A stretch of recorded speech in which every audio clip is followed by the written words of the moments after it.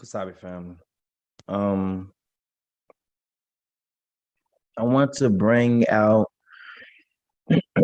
a brief video that I managed to save. We are not we're into this.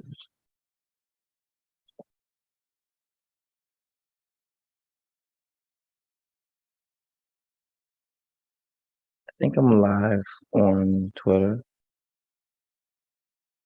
Yeah, I am. Okay. Let me show.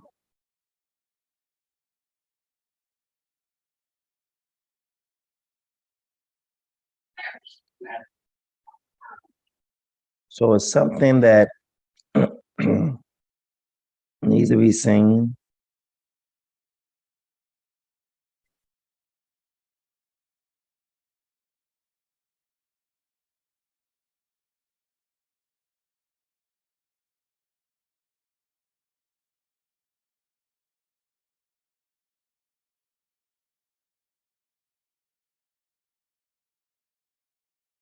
I thought was actually cool.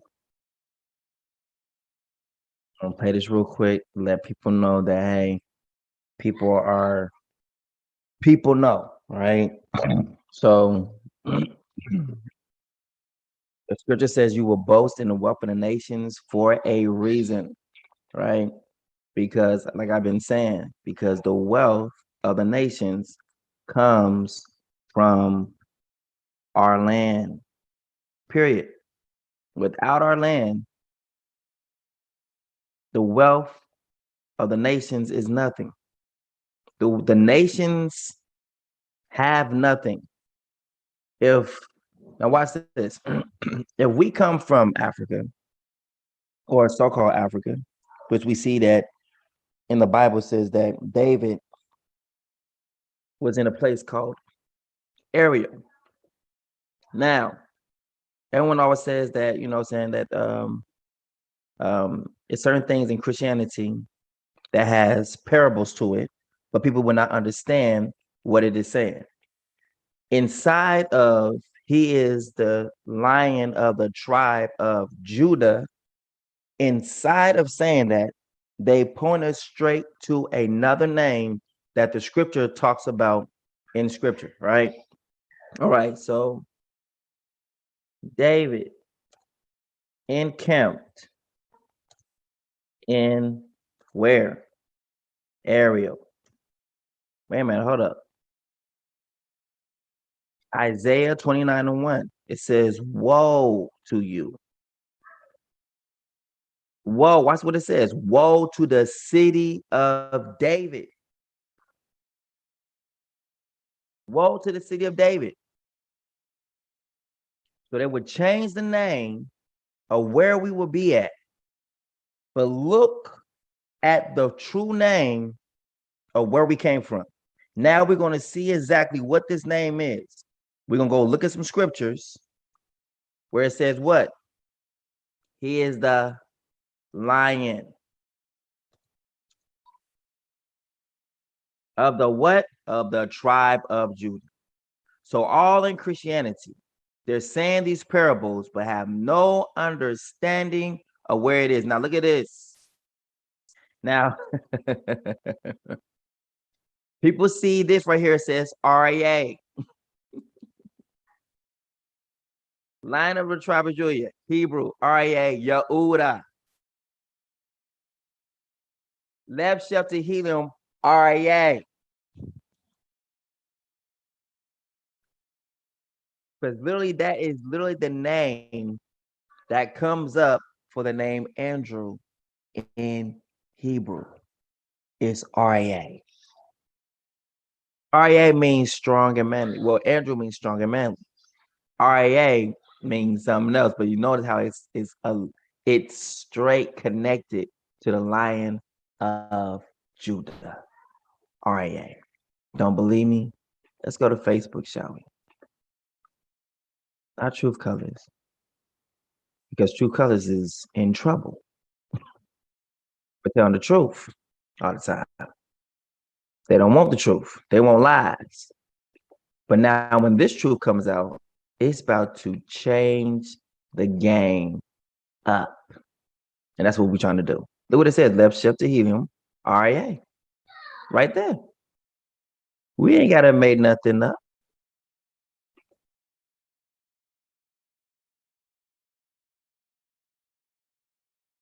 Left shift to helium is heart of Psalms.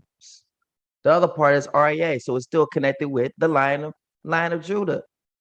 That is powerful. Powerful.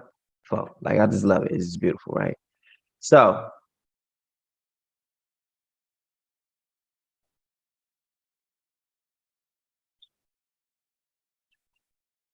soon as it,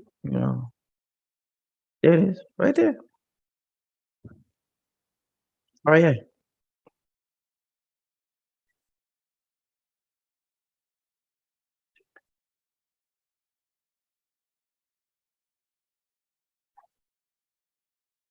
RA. Yehuda.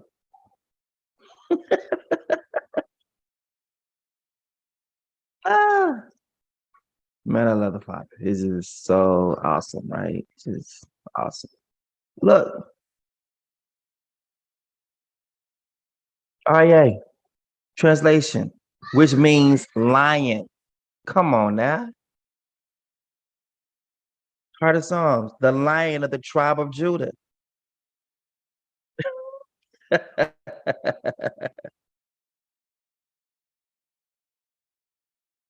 Hold on, can y'all?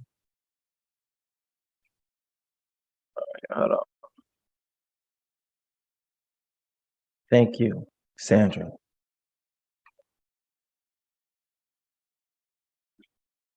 All right,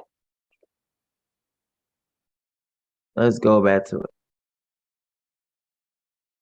Lion of Judah. RA.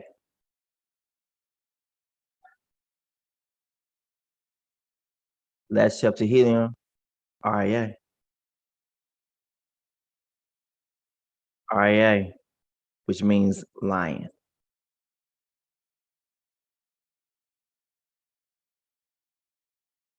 Powerful. RA means lion. That is what the name Andrew means in the Hebrew or the Bantu. Andrew means strong and manly.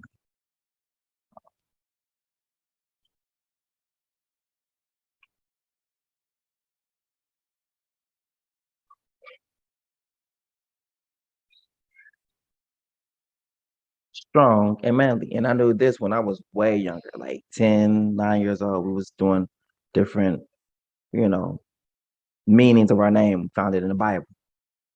Strong and manly.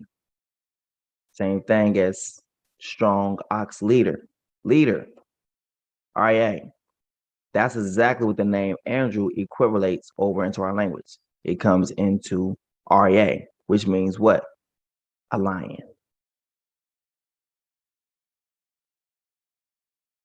See, masculine given, which means lion.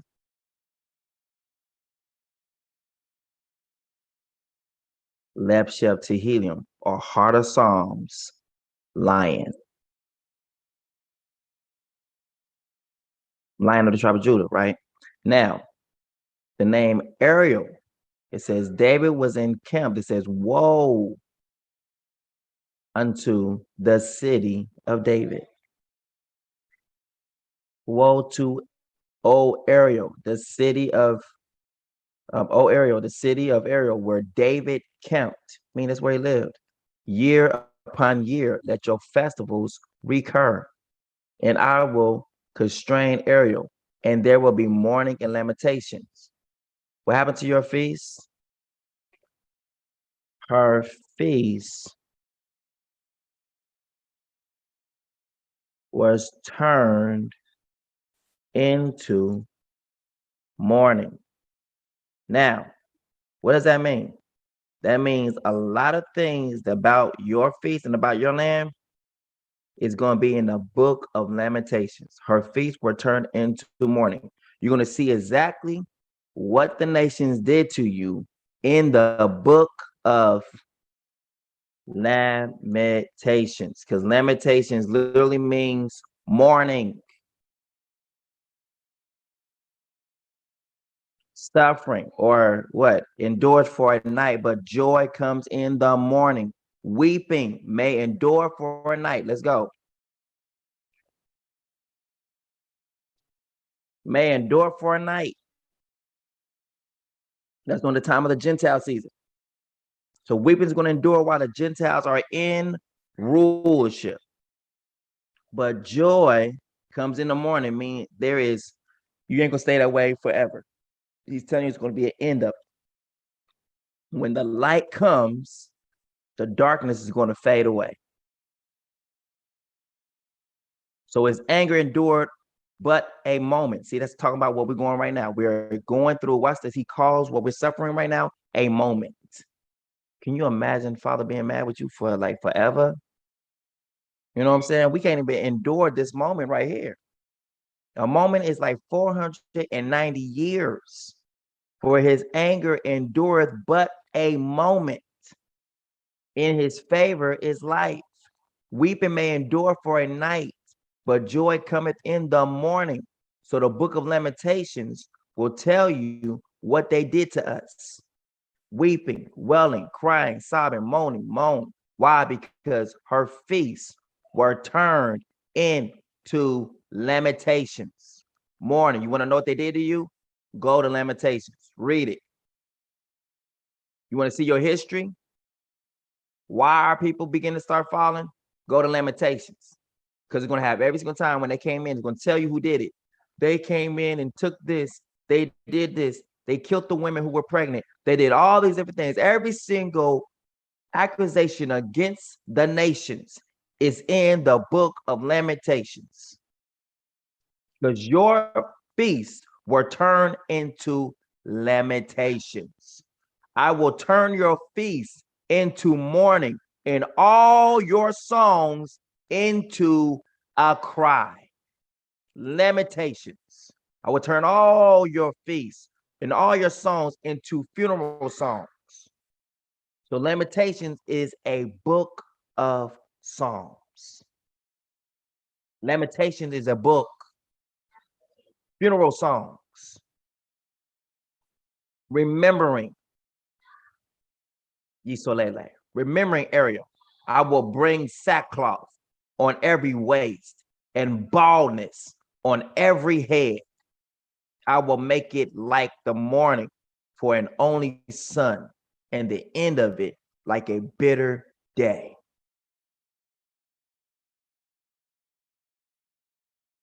I will bring sackcloth on every waist. These are the new clothes you're going to be clothed with because you're going into slavery. And baldness on every head. Why? Because they shaved your head, man or woman, to prevent lice.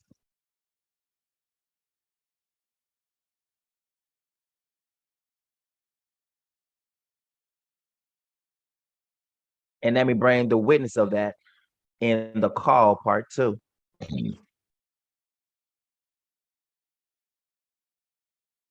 That's in YouTube, on YouTube right there. That they banned.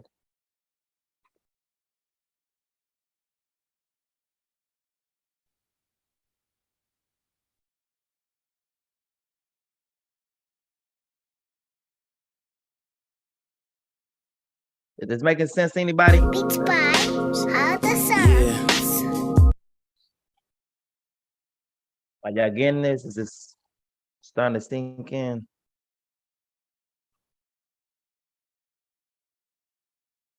So remember, we have to go to 4, and 4 brings up 2. Hey. Yep. 4, 2. There we go.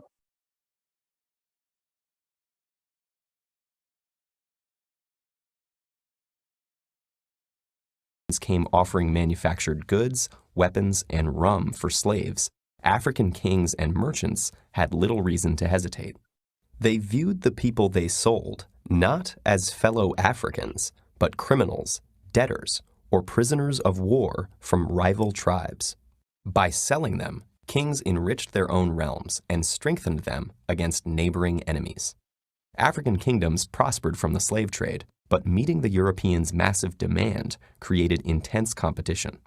Slavery replaced other criminal sentences, and capturing slaves became a motivation for war rather than its result. To defend themselves from slave raids, neighboring kingdoms needed European firearms, which they also bought with slaves. The slave trade had become an arms race, altering societies and economies across the continent. As for the slaves themselves, they faced unimaginable brutality. After being marched to slave forts on the coast, shaved to prevent lice, and branded, they were loaded onto... Look, what it just said to you. It said your head was shaved. It didn't matter if you was a man or a woman. All slaves had their heads shaved. So if you had a whole head full of hair, whether you were a woman or man, all of it was shaved off. You went from having a head full of hair to being bald to prevent lice on the slave ships. And when you get to the land, they're going to maintain that look on you as men and women. So you're in the military. That's like the military. The military, they keep their hair cut low. You're in servitude. Now, when you go to your job, guess what? There's these certain standards are still set there as well. White women can wear their hair however they want to wear. But when a black woman or a Bantu woman wants to wear her hair like she wants to wear it in her natural sense, oh, you really gonna wear your hair like that? You ain't gotta be you. It could be your own people. Really? You gonna let your naps be like that? You just gonna let your fro show? And then we always try to go and put that crack cream in there. And the crack cream look just like what it looks like, a crackhead. So everyone walk around this mug with a crackhead. I just got that crack done today. Oh, you got that crackhead look. So what's the crackhead look now? We're gonna make fun of it to the nations. Black perms, like big worm, is crackheads right here. This right here is the crackhead look. We should make fun of everyone, just like they made fun of our hair, of being a natural sense. We should make fun of everyone who wants to keep the crackhead look. Just like they made our natural hairstyle to be made fun of, we need to go in reverse and literally make fun of the styles that they want us to wear our hair in. Every single woman wants to keep wearing these perms. Crack on them, release on them, let them have it, make fun of them. And then when they say, why are you making fun of me? Because when we had our natural hair, they made fun of it. Now you want to wear your hair the way they told you to wear your hair. So we're gonna make fun of it.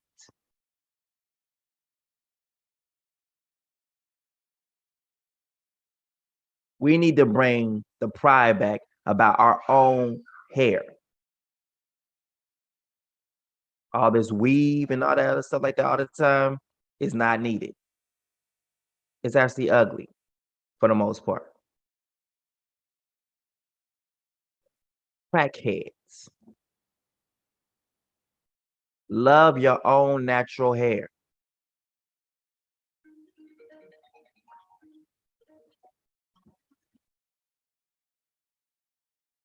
Love your own natural hair.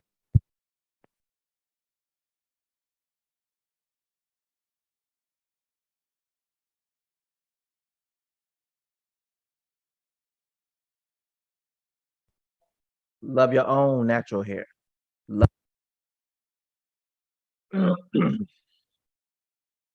Look at this. So people are looking for baldness to be amongst us now when they don't understand that's not what it's saying per se. Where there used to be well set hair, baldness happened. We're letting you know of a certain thing that's going to take place with you. You all were shaved to prevent lice. Every man, woman, we're all shaved to prevent lice.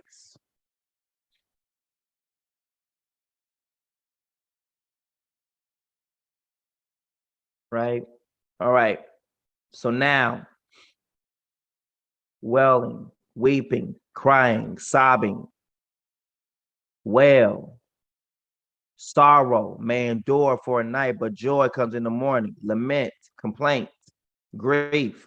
Those who grieve over the appointed feast. Guess where the appointed feast is going to be at? In the book of Lamentations.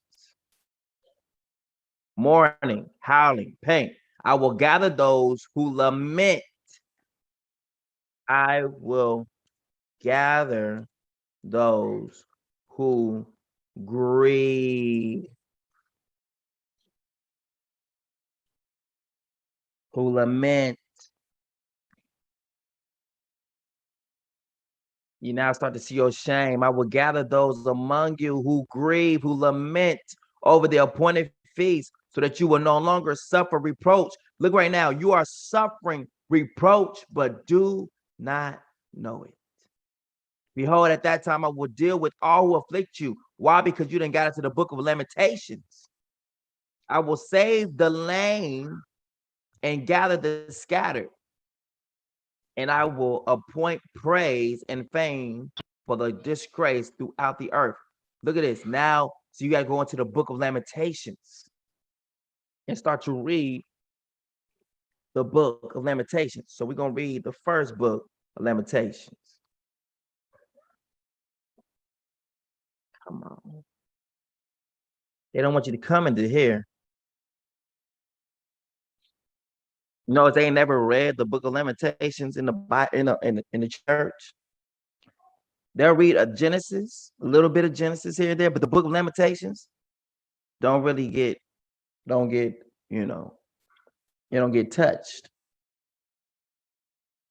You don't really touch Lamentations. You don't touch Lamentations. Why? Because Lamentations began to tell you what they did without even the Apocrypha.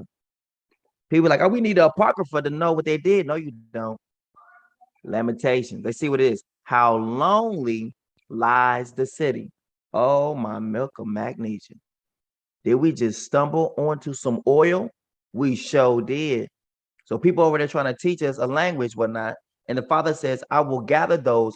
The gathering takes place when we begin to see what took place to us. We have to go into the book of mourning, the book of the dead. It's the book of the dead right here. Lamentations. How lonely lies the city, once so full of people. I wonder what happened to them. Watch this. She was great among the nations. This is your homeland.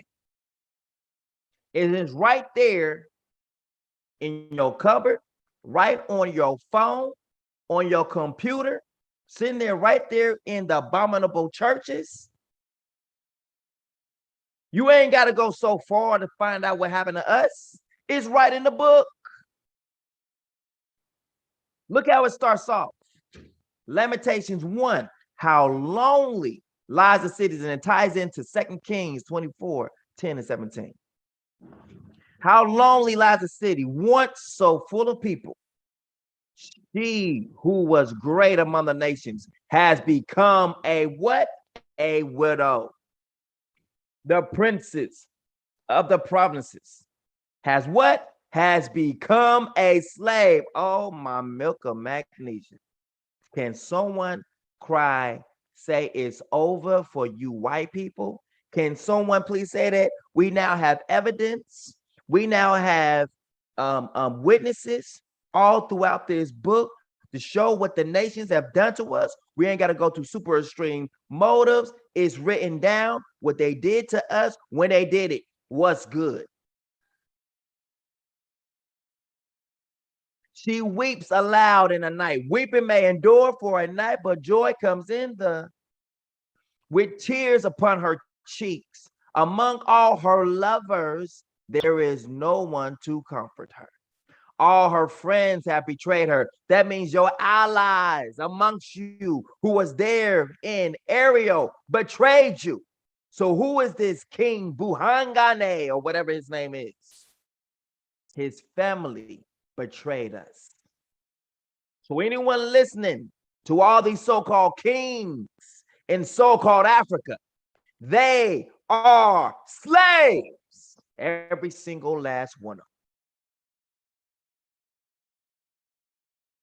They are our slaves, pretending to be kings. They would not be a king if they didn't send our people away from the land. Look what it says right here. You were great among the nations. So who the hell is a King Buhangane or whatever his name is?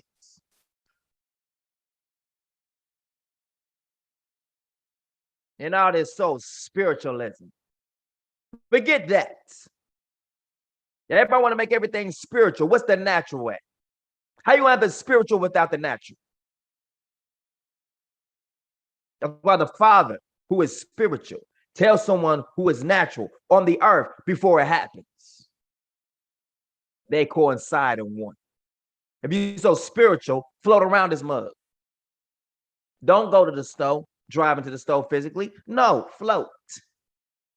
Send your mind to the stove and grab some peanut butter and some jelly and pay for it. Since we want to be so spiritual without the natural, you sound just like the church. Israel is spiritual. It's no longer natural. He forgot all about that. We all spiritual beings. Y'all being taken right back into Christianity without even knowing it.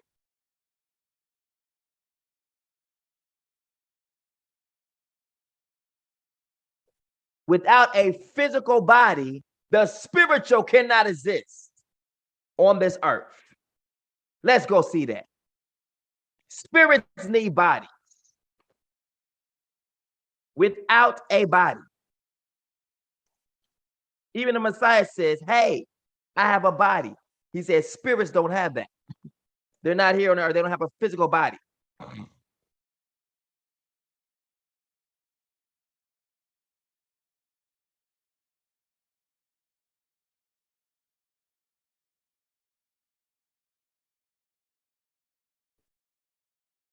Let's go to the words of the Messiah. I have a body. Bible verse.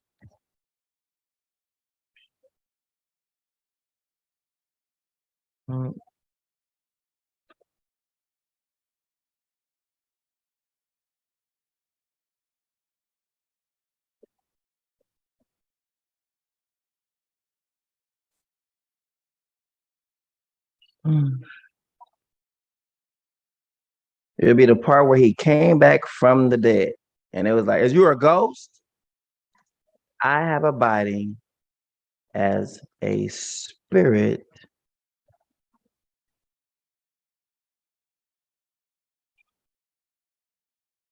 does not have. I kind of spelled that wrong.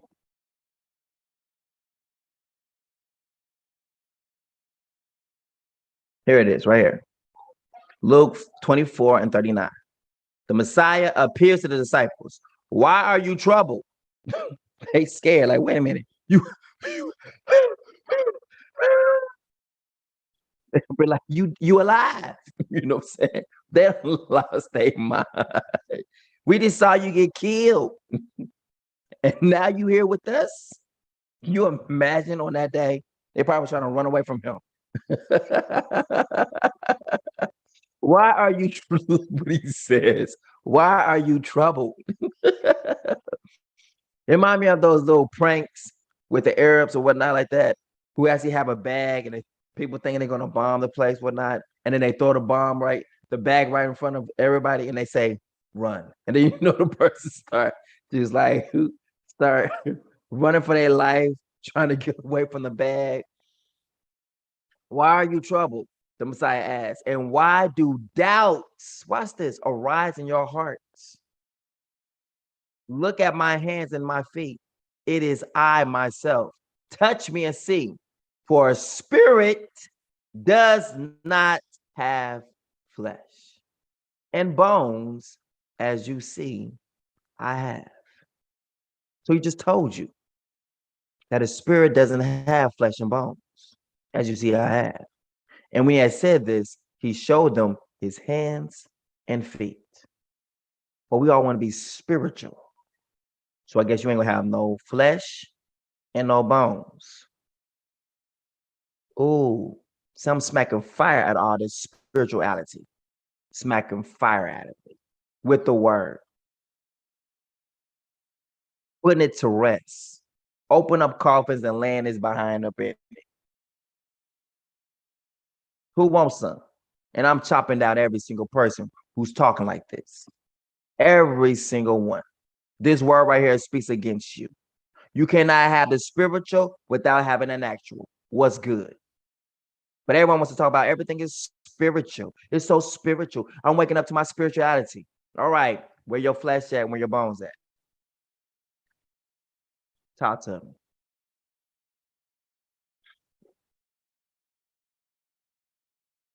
Talk to me. And the Messiah never talks about spirit, soul, and body. He only says two things: fear him after killing your body will destroy your soul in hell.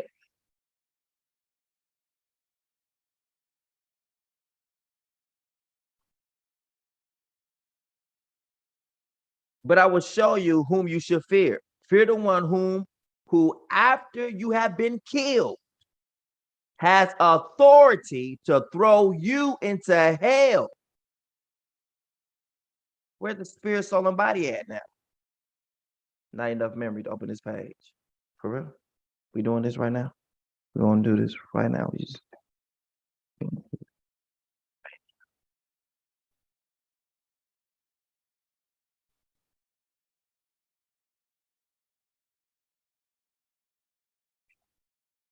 How come we don't have enough? Okay.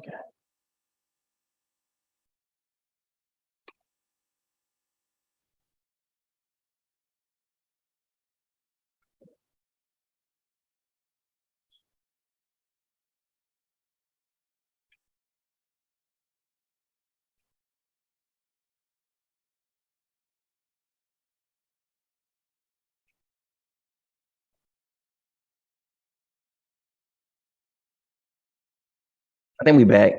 Yeah, I think I got enough energy back again. I'll open it back up. Just trying to hide something. All right. Then we have another version of this in Matthew 10 and 28. I love this, man. Do not be afraid of those who kill the body, but cannot kill the soul. Oh, wait a minute, hold up. Well, I think we was waiting for more for something else from to say. From to say the spirit. Do not be afraid of those who kill the body, but cannot kill the soul. Where the spirit at? The soul is a spirit. Instead, fear the one who can destroy both soul and body in hell. Wait a minute, hold up. That's only two things. Two things that makes up man: soul and body. So that means, ooh, somebody got some explaining to do. It's where all this spirituality at then. Instead, fear the one who can destroy both soul and body in hell. Where's the spirit at?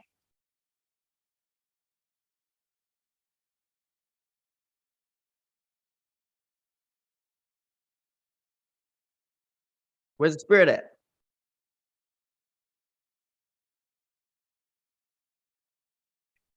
The soul of man is a candle.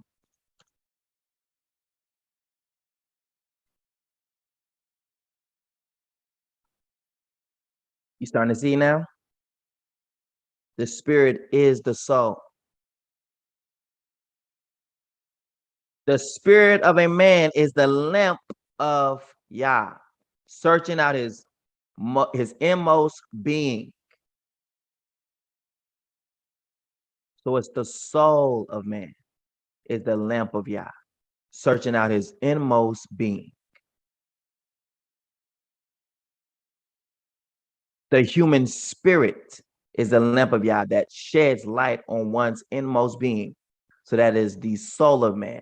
The soul of man is the spirit. Look, the soul of the children of man is the lamp of Yah, and it searches all the inner rooms of the belly. The soul. It's only two things: body and soul. The spirit is soul. Let the righteous stay so. A person's soul is the Father's lamp. It searches his entire innermost being.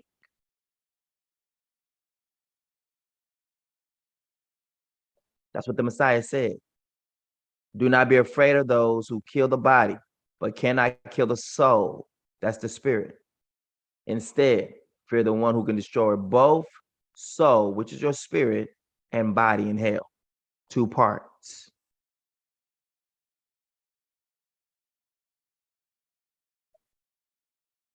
Ooh, ooh, ooh, ooh, ooh, ooh, ooh, ooh, ooh. This is the Messiah giving witness to how the Father created us. And for those who need to see that in a red letter, let's go find that right now in the red letter Bible. Oh, there it is right there. There it is right. Thank you, Father. I love the way you do business. Look at this. And fear them which kill the body, and fear not them which kill the body, but are not able to kill the soul, but rather fear him which is able to destroy both soul and body in hell.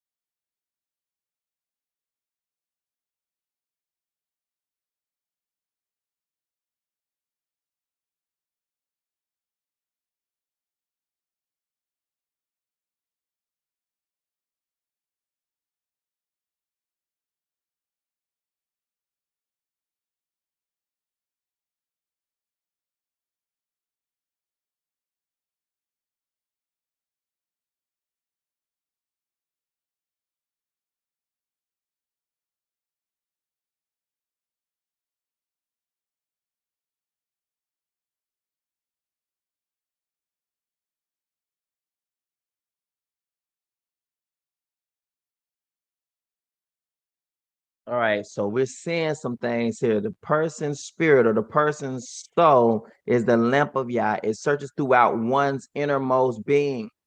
So we're seeing these things right here.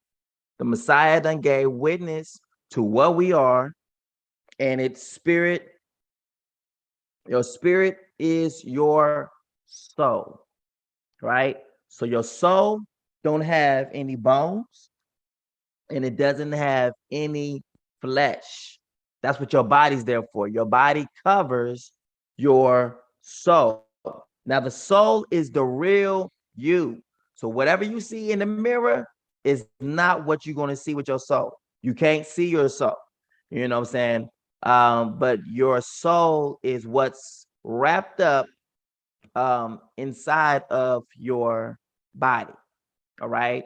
And whatever you do here on this earth, your body does, it causes for your soul later on to pay the piper for or pay the price for. So it says after your body's killed, right? Then your soul has to pay for whatever was allowed in your body, whatever you did in your body, pretty much, right? So he said, fear him after, don't fear the ones who can kill your body, meaning, you're rejecting the jabs, jab one, jab two, whatever. You rejecting them. Like, I don't want them jabs, and I don't fear your jab, because after you jab me, with death or whatever, I fear the one after I done received your jabs, after I'm dead, I can fear the one who actually can now destroy my soul also as well. But what you do to this body don't mean nothing to me. So if you want to kill me because I refuse your jabs, so be it. I don't fear you. I fear the one after you have killed me can now destroy me forever, destroy my soul forever. That's the risk that people are taking right now when they're choosing man, choosing, choosing FEMA is to choose man. To choose this vaccine, to choose this jab, I want to say that, to choose the jabs over the word is man. So how lonely lies a city once so full of people? She who was great among the nations has become a widow. The princess of the provinces has become a slave. She weeps aloud in the night with tears upon her cheeks. Among our lovers, there is no one to comfort her. All her friends. I want y'all to remember that all of our friends betrayed us. Every single last one. So much people, the majority of the people in the land right there are Canaanite. They might say they're us, but there's a lot of people over there who are Canaanite.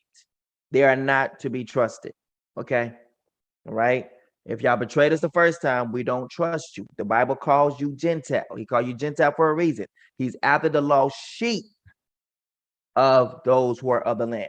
He's not looking for Canaanites. If white people come along, okay, this leader will become a light to them as well. But it's to show them guidance. This is how you are to treat my people. Even the same way with the Messiah. He let the woman know, like, look, you are not greater than my people. And it's not right for me to give the children's bread unto dogs. Oh my goodness, did the Messiah just call her a dog? He just called her a dog, a full-blown dog. Yes, all right, I'm trying to see what she knows. And then she came back with what? She didn't say, well, all of our lives matter. Nope. She said, well, the dogs eat the crumbs that fall from their master's table.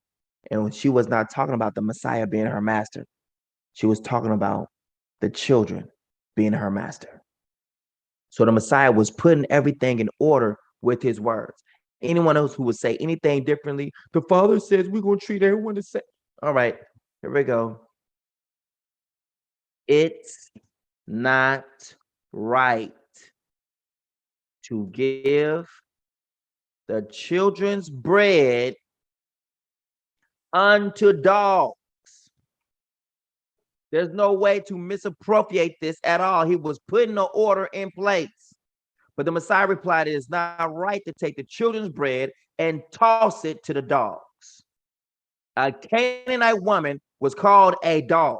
So a Canaanite man, woman, child are called dogs. Meaning what? They're not of the seed, the chosen seed. She said, yes, Messiah. She said, even the dogs eat the crumbs that fall from their masters, the children's table.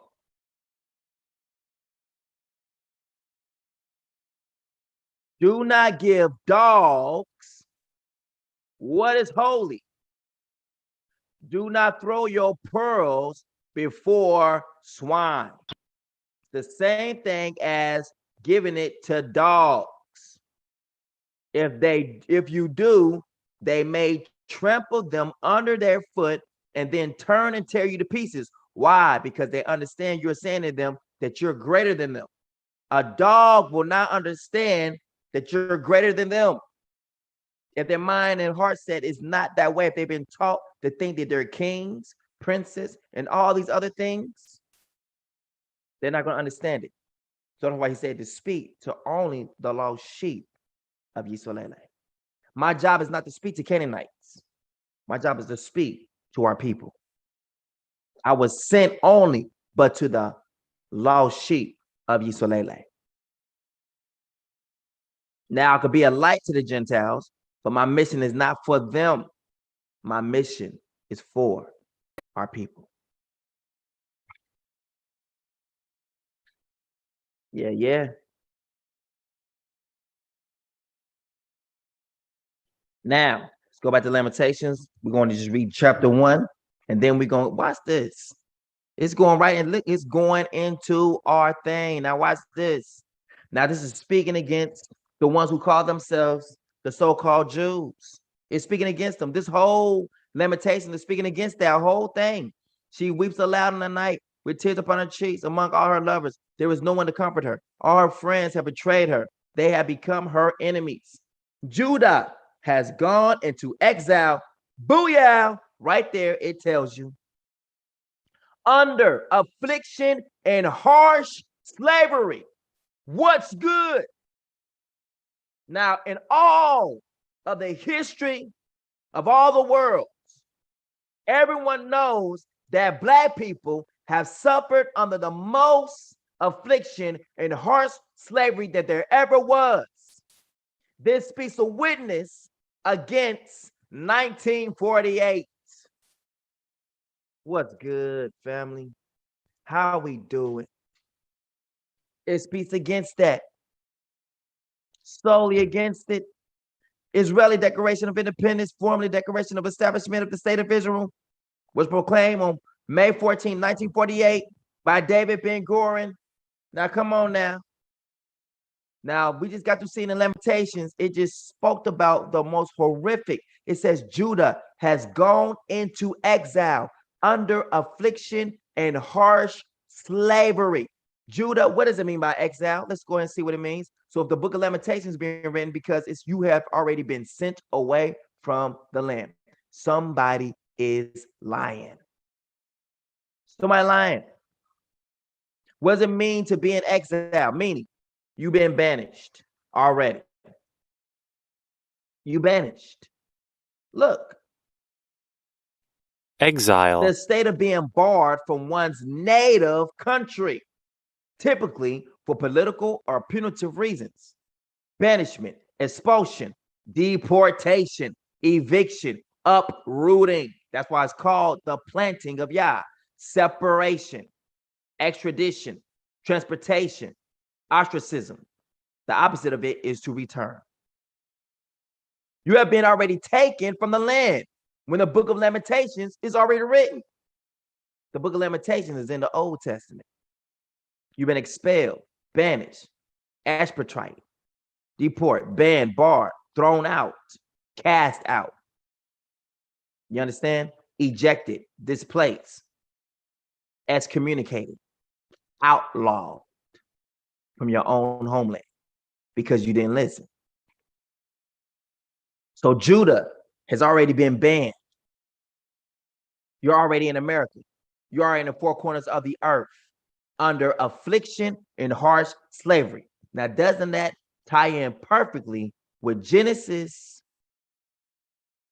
chapter 15?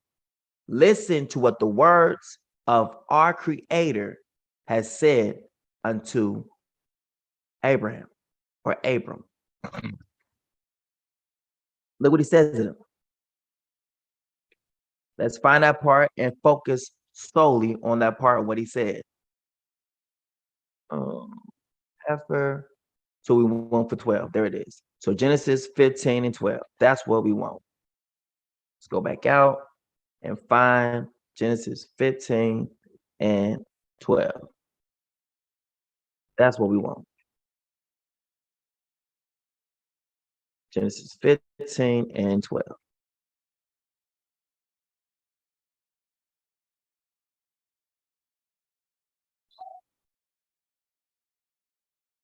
There it is. Mistreated for 400 years. We don't want mistreatment because it says enslaved and mistreated. Those what we want because that's what it is. They said it would be afflicted and harsh slavery. That's the affliction part, is the mistreatment part. So they always want to say, oh, well, our people went around when this stuff take place, but it's a twofold thing, punk tricks. It is twofold.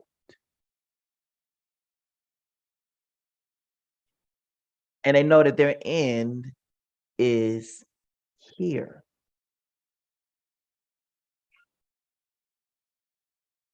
Here it is. See what it is?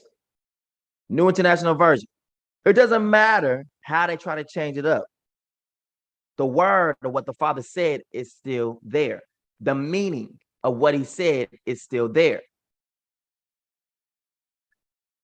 Father said to them, know for certain that for 400 years, your descendants will be strangers in a country not their own, being what? Banished. Oh, we done got that check. So we got Lamentations saying it, then we got Genesis saying it. That is two witnesses right there signifying what's going to take place. Let's go. Strangers not in their own country. We got through seeing that Lamentations has said that Judah has gone to exile. That's verse 3. All just dealing in Lamentations chapter 1, verse 3. Judah has gone into exile. Genesis speaks of this is going to take place. Your descendants will be strangers in a country not their own, and they will be enslaved and mistreated there. The mistreatment part will be the afflicted part, and the other part will be obviously is enslaved. What did Lamentation says? Lamentation said you are going to be what? Under affliction, mistreatment, and harsh slavery, enslaved. So they'll be mistreated and enslaved. All right here. Here is the witness of what Genesis has said. Who wants some? Where the white people at? White people. Oh, white people. We have to show that you are lying, and you've been lying for a very long time. And now we have the words to bust your ass. Just bust you right in your mouth. The same thing you lay hands on all the time, saying for justice for all and standing in from the court saying that I solemnly swear to tell the truth. That same book is speaking against you. Speaking against you. Is witnessing against you right now.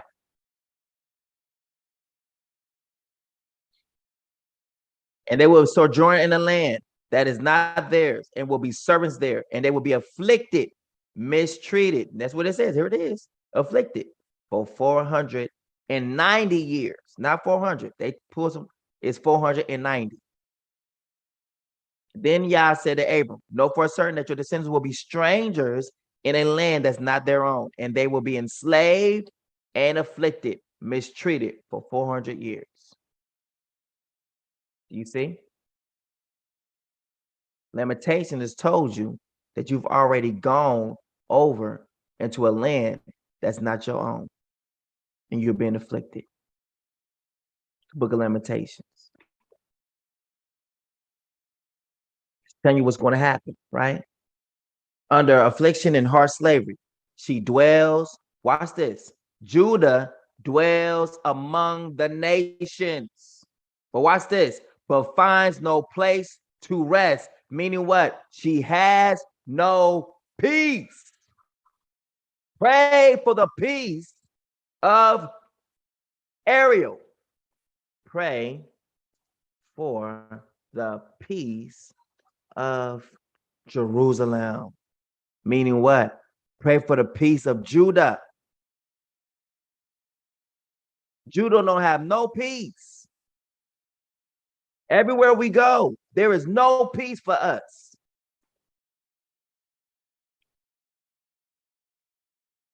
Pray for the peace of Judah, of our people. For there the thrones of judgment stand, and the thrones of the house of David.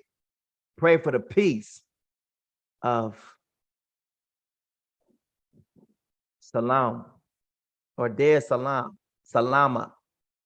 May those who love you prosper. May there be peace within your walls and prosperity within inside your fortresses. The Father gives his people strength. The Father blesses his people with peace. This is what's coming to her. For your servants delight in her stones and take pity on her dust. Be glad for Jerusalem and rejoice over her. All who love her, rejoice greatly with her, and all who mourn over her. Judah has been sent away. Look at this. If I do not remember you, told you. Here it is, Psalms 137:67. If I do not remember you, let my tongue cleave to the roof of my mouth. if I prefer not Jerusalem above all my chief joys. Meaning what? Let me remain a slave if I don't put my homeland in mindset. So if we think we're gonna get a lot of stuff from America, we're just gonna live here in America, have everything great in America, and don't want to leave America, then this word says for us to remain a slave. As long as you stay here in America or in the four corners of the earth, may you remain a slave and may your words count for nothing. Your mouth sticks to the roof of your mouth. Uh, uh, come on. People don't hear you because Jerusalem or our homeland is not your greatest joy. And that's what David said. He said, may you stay a slave if you don't think about going back home. So anyone who don't think about going back home, may they remain a slave, be treated as a slave, be mistreated as a slave. It's not going to change, but it's going to stay the same. But the moment we begin to set our mindset on Jerusalem, then the nations where we're at will begin to start to change towards us. Where everyone wants to stay here. No one talks about let's go home. Let's go home. Let's go home, everybody. Everybody go. No one comes out and says that. We see all these memes, all these funny things, just to keep us a comic relief in the midst of something that's bad. But it's still bad. If we remove all that away, what do we have? Stuck with reality, where people are really at right now. One day that's going to come to a close. And I pray it does come sooner than later. Because we put comic relief over a lot of pain for no good reason. It still does nothing. It don't change nothing. Everything's still the same. And most of these people we laughing to, they're already embedded in with our enemies. It's called the Black Bole. A lot of your comedians comes from the Black Bole. And their job is to get you to think of nothing else but to think you got it good here in America. They got it good here. Why? Because they just being a symbol for the white man and cause you not to think about nothing. Look, we got LeBron right here from the Bole. He right from here. Man, we love LeBron. What about Beyonce? What about Jay-Z? All of your entertainment is all to keep you entangled and keep you entangled with America. What about your comedians? Your Facebook comedians, your Instagram comedians. Why they always gotta dress up like a woman? Why? What's the whole point of it? Look, we have Michael B. Jordan, all these people up here from the Black Bole, Will Smith, Tyrese. Oh, Tyrese, he was up there speaking that it is. Every single thing that the black people are always following, I usually always move back from it. Why? Because I know it's wrong. Every single one. Richard Pryor, every single one. That's always known, and our black people always seem to find the ones who are most sold out to Black Boles. They never talking about us getting set free. They always talking about something stupid. They dressing up in in women's wigs, dancing, singing, and got people toe dancing, tap toe dancing while you in slavery. They making money, you ain't making money, and their money is to keep you stupid. Look at this over here. Don't look at that over here. Don't look at your life as how everything is. No, look over here. Funny, laugh at me. I got on a woman's wig. It's the funniest thing ever. I'm in a dress. Woo! Look over here. I'm a clown for you. Until the day you take your last breath. Say, man, I live my life every single day in slavery. Now I'm dying in slavery. And I have not done anything with my life that's worth remembering because you done spent it away in the Black Bole.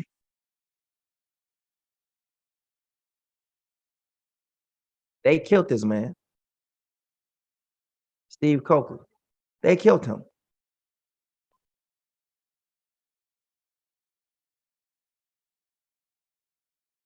We are our own curse. We keep looking at the white man. The white man's our own curse. No, it's not. If we stop looking at the stuff that our people produce that came from the white man, then we could still say it's the white man. But nah, it's not the white man. We always want to talk about program or predictive programming, but don't even look into our own neighborhood that the predictive programming continues on with us. Predictive programming. Now let's bring in some of these comedians. Black comics, men and women, children too. Comedians. Steve Harvey is a sellout. Everybody love his jokes though, but he's a Sambo. We cannot keep blaming a white person when we ourselves keep agonizing. How many videos have people done shared of Steve Harvey? Monique. Country Wayne. Oh, these people trying to get up. How they trying to do it though? How they trying to do it? Are they talking about going back home? If they ain't talking about going back home, why do we support them?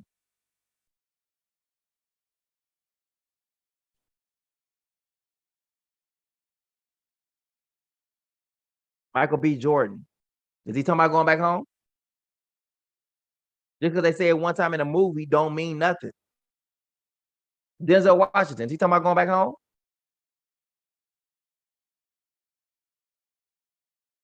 Is any of these people talking about going back home? Now we got black programming in black movies. Produced by our own people. Father says, I will make you a curse. He said, you will be a curse. If white people have no power over us, in a sense of, he says, no weapon formed against you shall prosper. The weapon has always been us that's been formed against us. Always.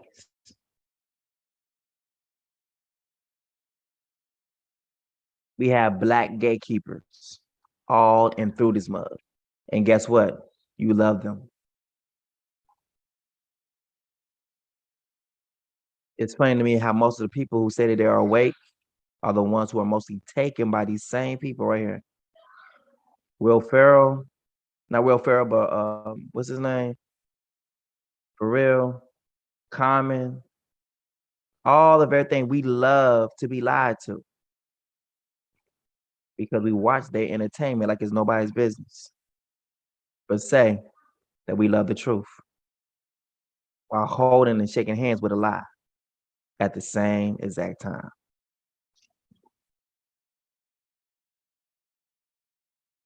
And that's the truth. Most of our entertainment is being entertained by lies. Here it is. The Sigma Phi. Most people love the fact that they came from their fraternities. Even those who claim to be in the truth. Love it.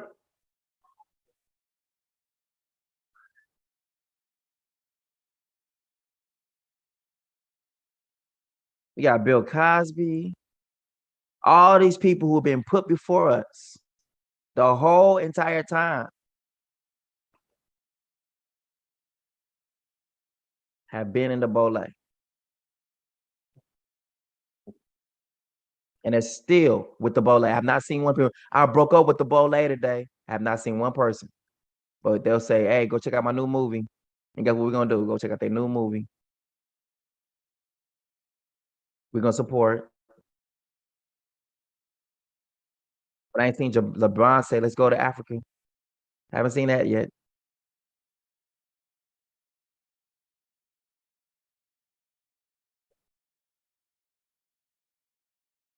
I haven't seen Digital Washington say, let's go back to Africa.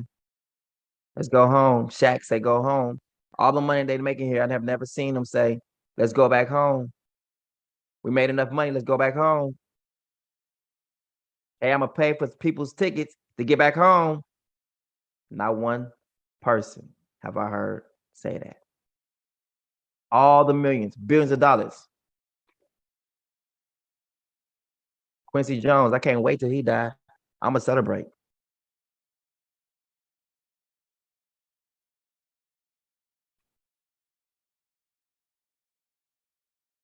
The truth is, we need a lot of these rappers and actors to just die. Cardi B, one of them too.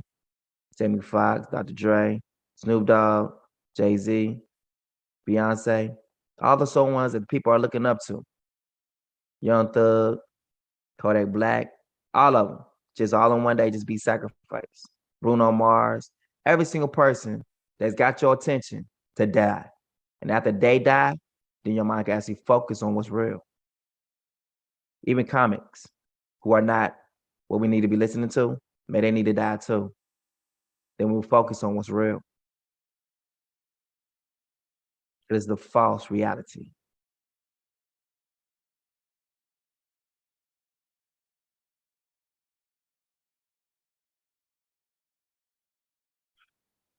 You become a part of something, they don't want to talk about it once they get in it.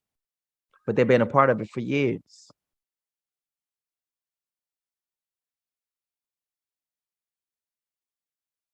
Most people didn't know about him. He's been with the blow leg. I've seen this years ago. I remember when he first came out, I can't even think of what his name is no more, but he was with he had a beef with 50 Cent and all them. He started to see how everything was going down. Like, man, wait a minute, this is fake. Like, none of this is real. Look, this is what Christianity was for me. I would hear people talking about how they about to get their ring after being in a Mason for 50 years or 40 years while they're in the church. So Freemasonry and Christianity have always been synonymous to me. They always coexisted. And that's in the Baptist church.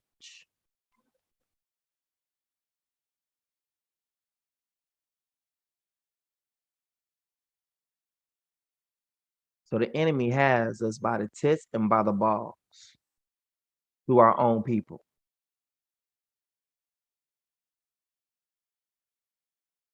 And that's the real truth. But the white man knows that his time is up. Our people don't know it's their time that's up yet. They don't know that their time is up because all they know how to do is make money. That's all they want to do is make money. I've not heard one person say, really, Father, let your will be done. It's always let our will be done.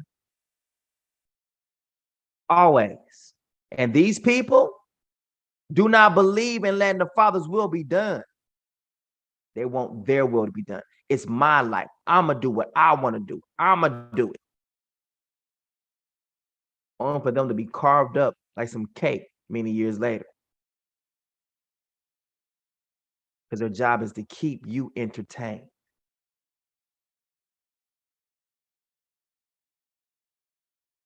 Period.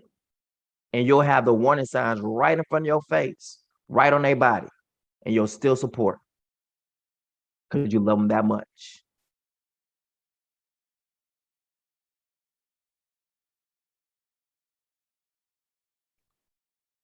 And the only thing they're good at, what? Is sports. Nothing mental, everything just physical. Sports. You take away sports, what you got? What do they have? Think about it. If you take away basketball, football, what do you got?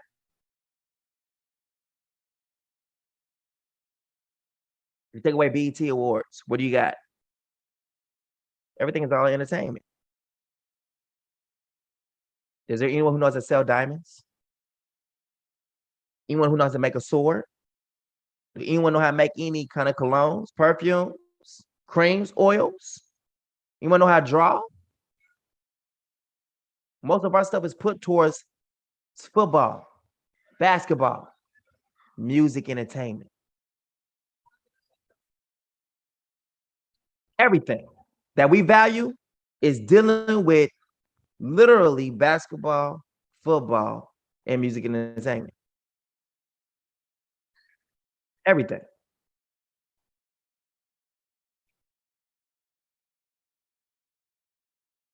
So now we have right here, as the time draw near for Yah to fulfill his promise to Abraham, our people in Egypt increased greatly in number. So our people are about to start to increase. That's why they're starting to do this, what, COVID-19, what, to stop the increase of the people. Because the increase of our people signifies what? Our deliverance is drawing nigh.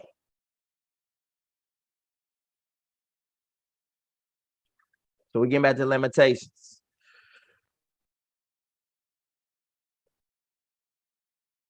She dwells among the nations, but finds no place to rest.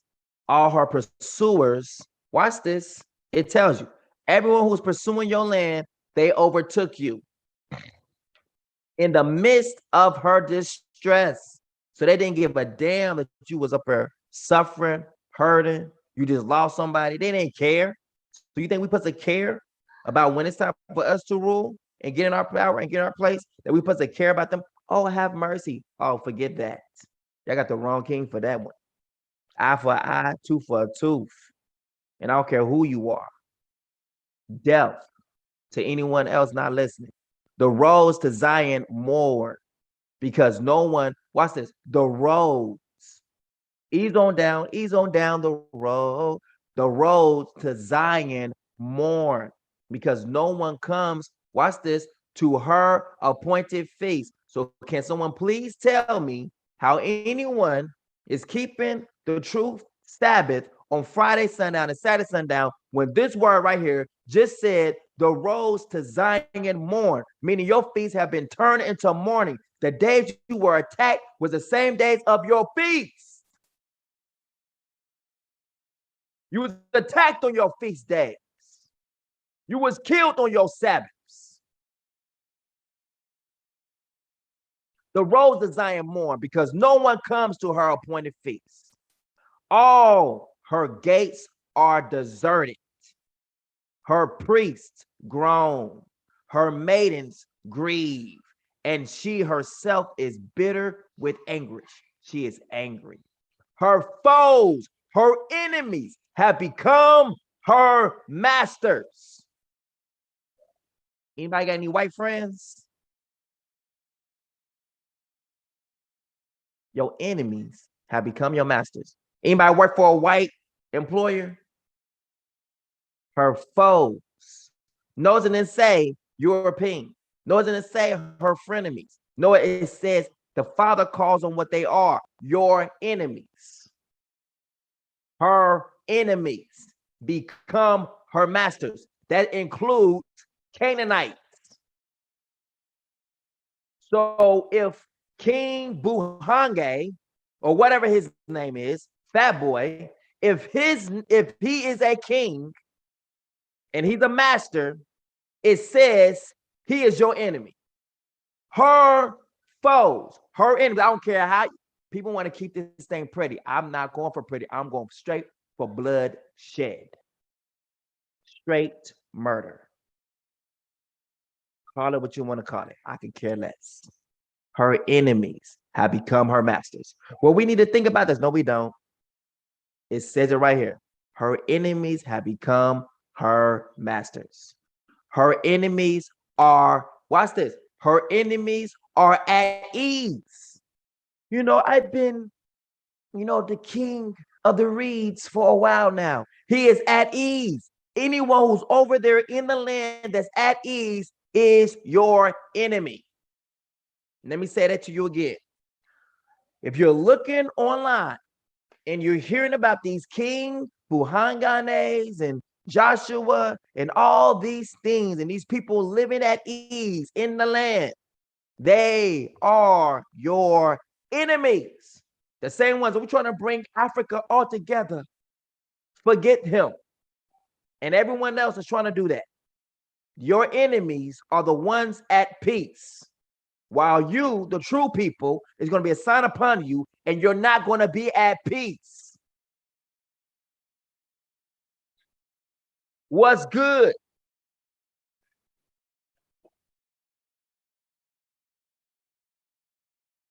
I'm just saying. Is this starting to make sense? I know this is starting to make sense. Like it's crazy, right? I know it's starting to make sense. I know it is. I know people getting this right now. Let's get it.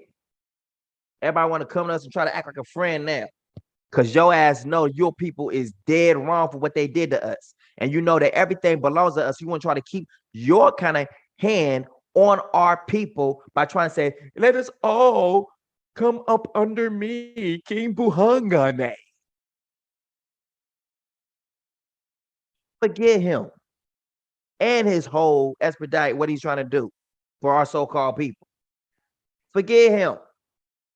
I'm not up under him. He's under us. And I want everyone to know that. I don't care if they send this video like, who is he? Is he coming here? I show him. And I'm coming there with a sword. And I'm coming against all spirituality that's over there in the land. Because if it don't have nothing dealing with body and soul, I'm chopping it down. And that whole little thing is a microphone that I heard that does every morning. And it's supposed to be like for Arabs. I'm about to start an intentional war with the Arabs. I'm gonna cut that bad boy down. I'm gonna find where that speaker is and blow it up or cut it off so people can't hear it. Like, well, we don't know when to pray. Forget your praying. Father said that he's the way, the truth, and the life. That's what it is. This over here is dummy madness. So her foes have become her masters. Her enemies are at ease. For Yah has brought her grief because of her many transgressions. Her children have gone away as captives before the enemy. Are we reading any kind of history book right now? Yes, we are. We're reading our history book. We're reading our history right now. This is your history book. All the splendor has departed from the daughter of Zion. Her princes are like deer that find no pasture. They lack the strength to flee in the face of the hunter. Look at this. Ain't that the truth? You can see everything closing in on you in America, throughout the rest of the world, and no one has the balls or the tits to say, get up and say, let's go. Nobody. They'll see like, well, where we gonna go? I just wonder where we gonna go. It says right there, they lack the strength to flee in the face of the hunter. You're literally being hunted right now in America and throughout the four corners of the earth, being hunted. And the word tells you you're supposed to flee and get to a separate. Look at this. In the days of her affliction and wandering, Jerusalem remembers all the treasures that were hers in the days of old. Meaning what? All of it belongs to you. None of it belongs to them. So if there's any kind of national treasure, that national treasure belongs to you. It came from you. They took it. When her people fell into enemies' hands, she received no help. But we always so quick to help other people, though, right? So quick to help other people. We jump on the war for America. We jump on because we think we're going to get our freedom. We'll jump in and help China with their businesses, go there, keep getting our nails and stuff done for them and cause them to become a giant. When all these ideas for having new nails comes from us. Literally, think about it. The designs that's been put on nails, they came from our women. The designs for the hair, where they come from, it came from you. They got a blank brain. Like their brain is like literally slate. And then they steal from you and then try to make better what you done did. Once you have done it, then they do it. But it's not before. Or they'll try to buy your patent from you for your hair or your nails, or they watch well, the black girl came in and asked for us to do her nails this way. So then they go ahead and make some acrylic nails the same way that you just told them to do your nails.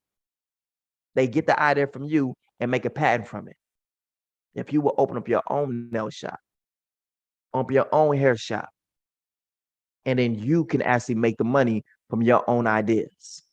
As long as you're always up under them, you will always be a slave. You have to change that mentality. Work for yourself. My daddy said he made more money selling drugs than actually working for McDonald's.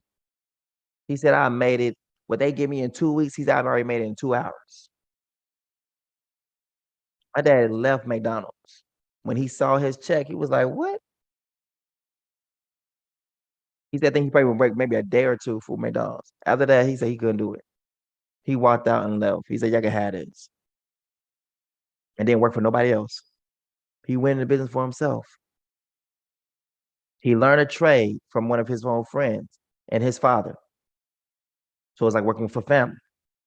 But then from working for family, he went on to work for himself. He was working at a press company. And then he went on to get his own press company. It was called the Rucker Press in Dayton, Ohio.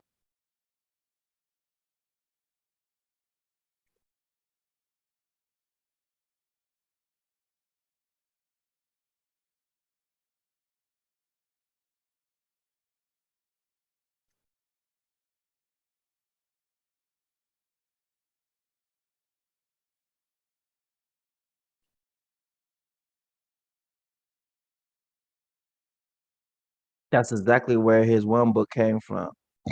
Dane has done a lot of innovation. Roger Troutman came from Dayton, Ohio. A lot of your comedians now come from Dayton, Ohio. Bow Wow came from Dayton, Ohio. This is new. I've never seen this before.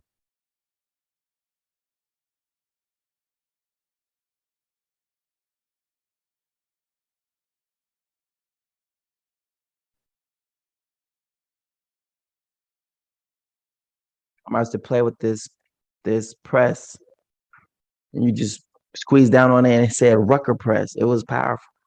Seeing it when I was a little kid, it did something to me when I was on it. Like we could have our own. When her people fell into the enemy's hands, she received no help. Her enemies looked upon her. Watch this, laughing at her downfall. Think about that. I want you to keep that in mind right now. Your enemies are constantly laughing at your downfall. Do you understand there's a plan to keep you in the same place where you've been at always? Even your land in the same place it's always been, always? And I'm about to show you a video to show it. Jerusalem has sinned greatly. Therefore, she has become an object of scorn. All her honor, all who honored her now despise her. At one point in time, you were honored. Now they despise you, for they have seen her nakedness. She herself groans and turns away. Her uncleanness stains her skirts. She did not consider her end. She didn't. So while she was doing what she didn't think about the end coming, nor did the world think about the end coming to them. America didn't think about the end coming to her. The UK did not think about the end coming to it. What about Bill Gates? You think he thinking about his end? You think anyone who done sold out in the black bole thinking about their end? No, they not. Just like you didn't think about your end. Her downfall, watch this, was astounding. Look at that. That means that is profound. That was a national thing done.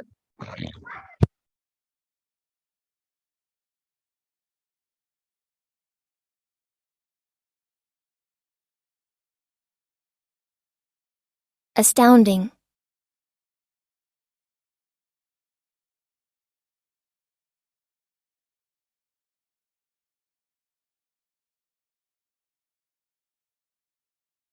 It was amazing, astonishing, staggering, shocking, surprising, breathtaking, striking, impressive, bewildering, stunning, stupefying, unnerving, unsettling, disturbing, disquieting, awe-inspiring, remarkable, notable, noteworthy, extraordinary, outstanding, incredible, unbelievable, phenomenal, uncommon, mind-boggling, mind-blowing, amaze balls, hard to swallow, unheard of. What happened to you was unheard of.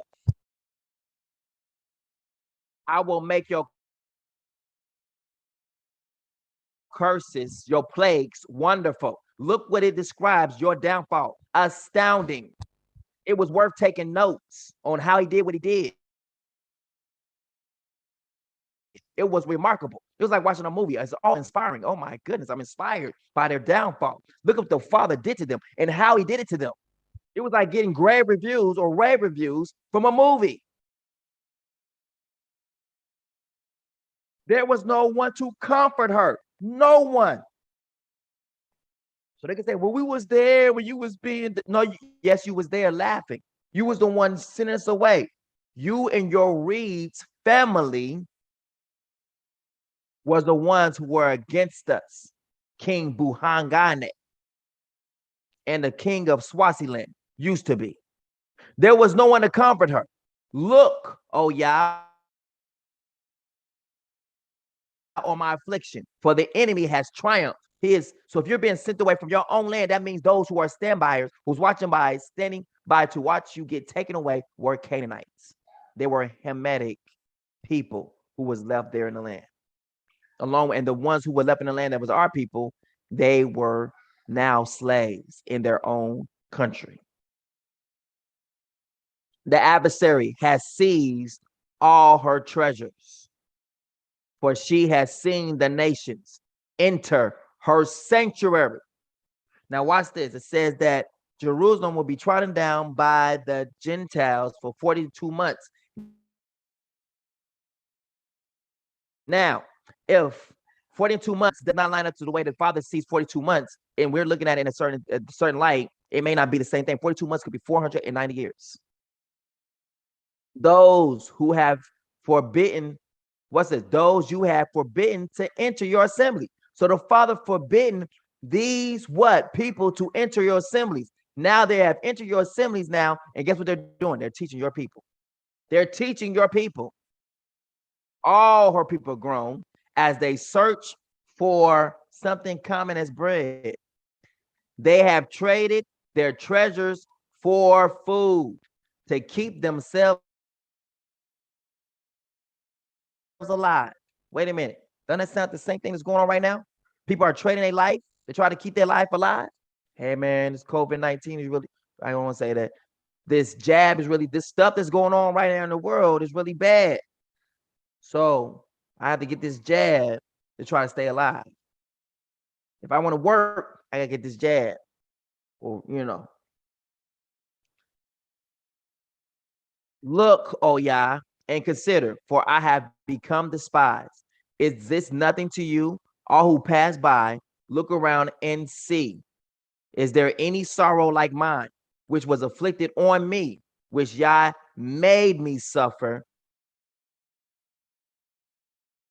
on the day of his fierce anger? On the day of his fierce anger, he sent fire from on high, and it overpowered my bones. That means you are being burned.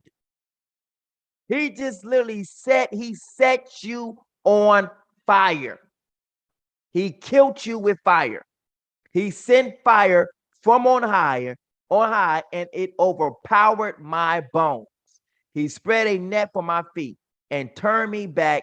He made me desolate, faint all the day long. This is the land speaking out. He sent fire from on high, and it overpowered my bones. The land is being covered over fire. My transgressions are bound into a yoke, knit together by his hands. He made me desolate, faint all the day long. My transgressions are bound into a yoke, knit together by his hand. They are draped over my neck, and the Father has broken my strength. He has delivered me into the hands of those, watch this, I cannot withstand. I cannot fight against. The Father has rejected all the mighty men in my midst. He has summoned, called an army against me to crush my young warriors like grapes in a winepress.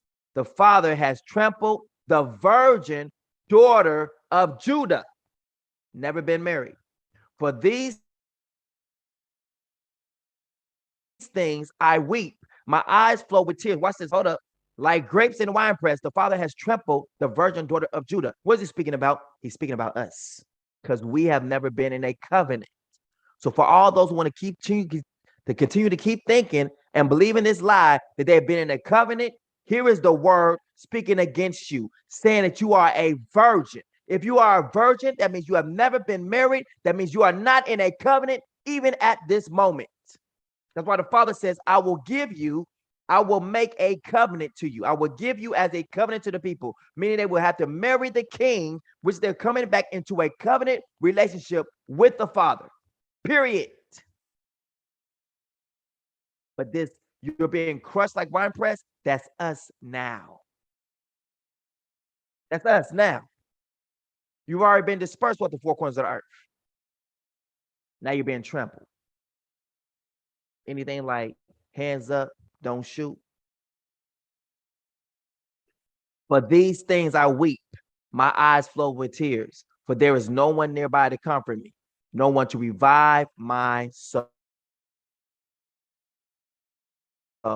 My children are destitute because the enemy has prevailed. Zion stretches out her hands, but there is no one to comfort her. The Father has decreed against Jacob that his neighbors, that his neighbors, that his neighbors, that his neighbors, that his neighbors become his foes.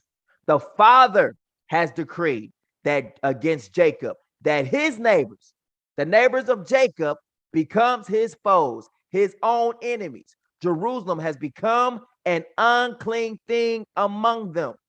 The Father is righteous, for I have rebelled against his command. Listen, all you people, look upon my suffering. My young men and maidens have gone into captivity where we are now till this day. I called out to my lovers, but they have betrayed me. So what the hell is China doing over in the land right now? It's an enemy. China is an enemy. My priests, elders perished in the city. They all died while they searched for food to keep themselves alive. See, oh Yah, how distressed I am. I am churning within. My heart is pounding within me, for I have been most rebellious. But now all of a sudden we are now become very not rebellious, right?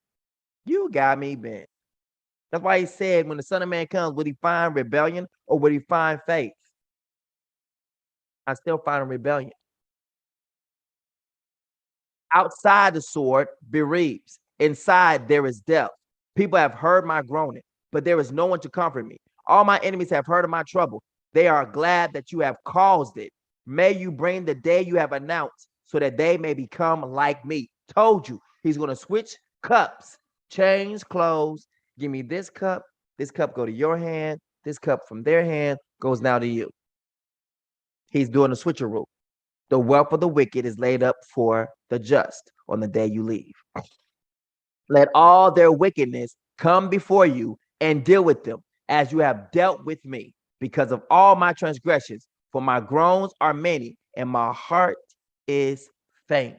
All creation is groaning for the returns of the sons and daughters of Yah. Now, let's make this plain and simple for those who probably don't get it that way. You'll definitely get it this way.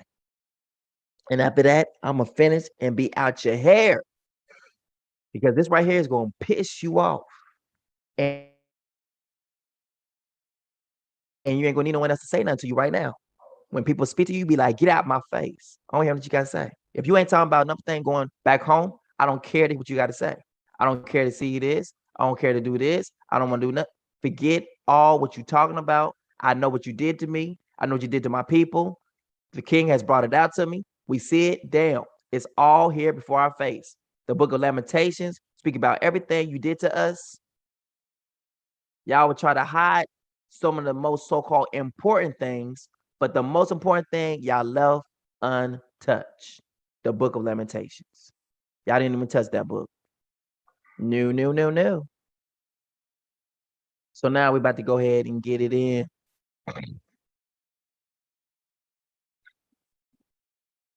I saw this today and was like, oh my word. Like, yeah. Like this right here. This right here. Hold on. I'm trying to.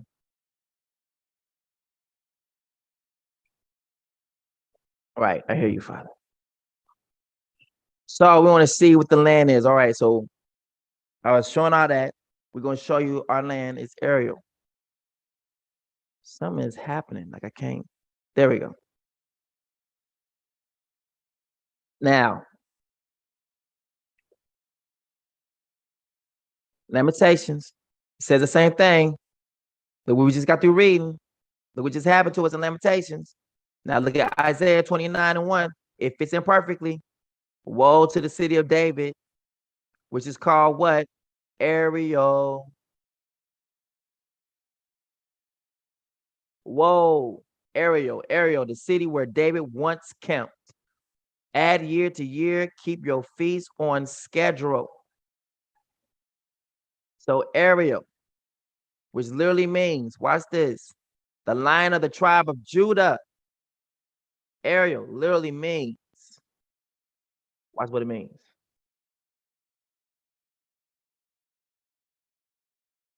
Lion of Yah. Ariel literally means, the literal meaning is Lion of Yah. He is the Lion of the tribe of Judah. And here it is showing you Ariel literally means the Lion of Yah, which means what? The Lion of the tribe of Yuande. Ariel will be the name of our place, the city of David. Ariel. Remember, things must be established by 2 or 3 witnesses. The third use of Ariel in the Bible is found in the book of Ezekiel. Hebrew term translated altar, earth, land.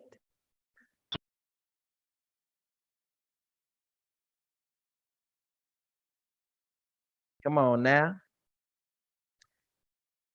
Bible, Lion of Yah. Watch this. A leader of returning captives. A leader.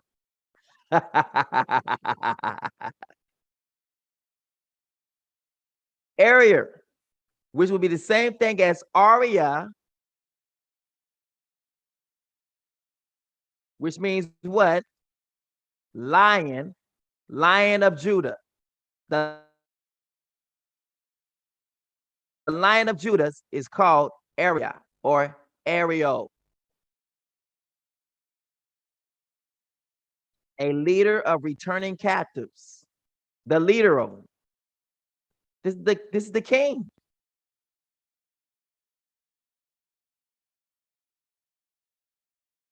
Last up to Helam. RA. RA. Ariel, a leader of returning captives. The king, the lion of the tribe of Judah, means lion of Yah. Now let's get it.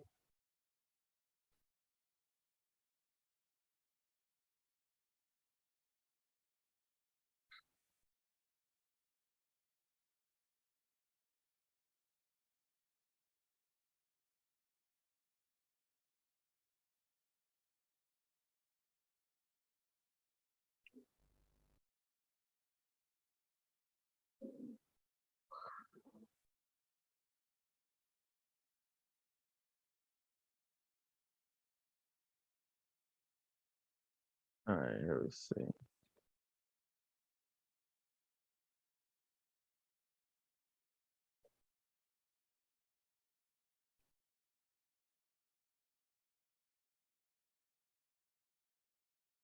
Yeah, family.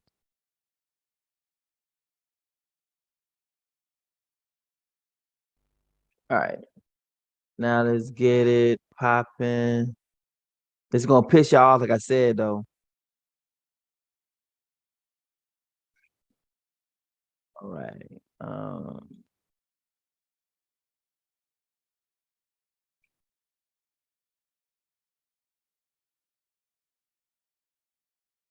Where I send it to?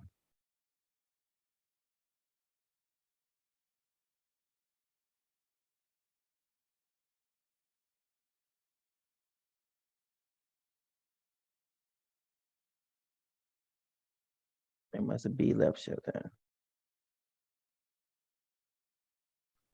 Oh, there it is, right there. I sent it from Yasha. So while I'm here, I'll send it here then.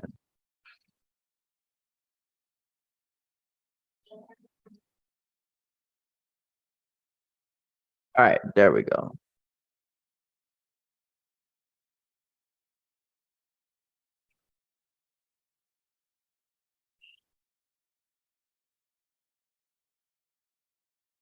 Listen.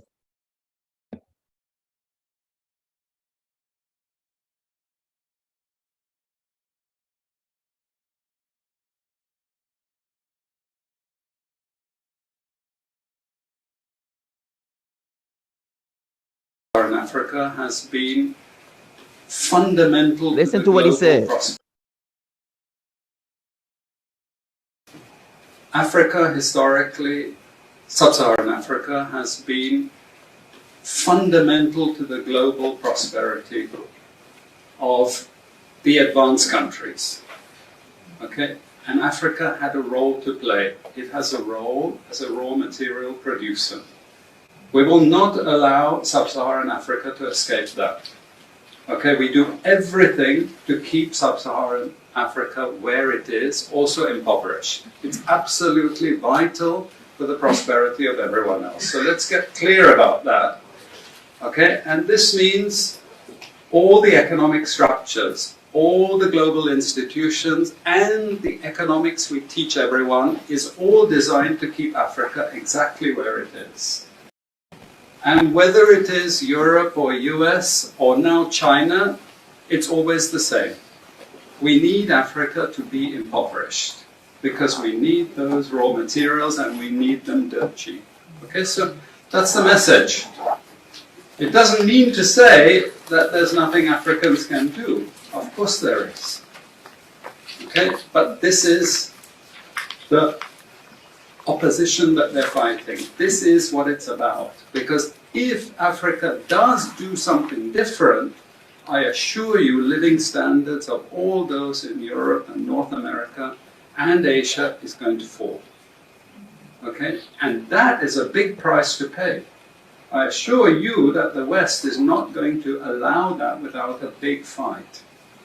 Okay, so this is what it's fundamentally about. What I want to show you is how these structures are operating. It's just 20 minutes, so we can't do very much, but just to give you a little bit of an idea. And why I keep the ideology part there is because we are part of the producers of ideology. At universities and academic institutions, we are complicit in this whole enterprise. Okay, so the job of many Western academics is to convince Africans they have to keep doing what they're doing. Okay? And to show them it's your fault that you're poor. It's not our fault. It's your fault that you're poor. You know? So this is what we do in academic institutions, and I want to show that as well. Let me just Do anybody need to hear that again?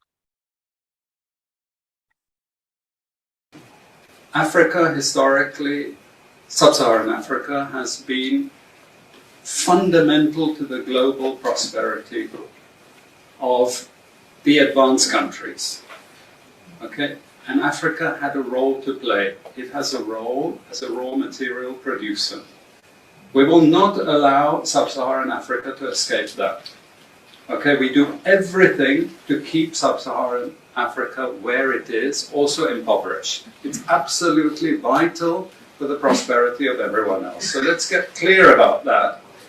Okay, and this means all the economic structures, all the global institutions, and the economics we teach everyone is all designed to keep Africa exactly where it is. And whether it's Europe or US or now China, it's always the same. We need Africa to be impoverished because we need those raw materials and we need them dirt cheap. Okay, so that's the message. It doesn't mean to say that there's nothing Africans can do. Of course there is.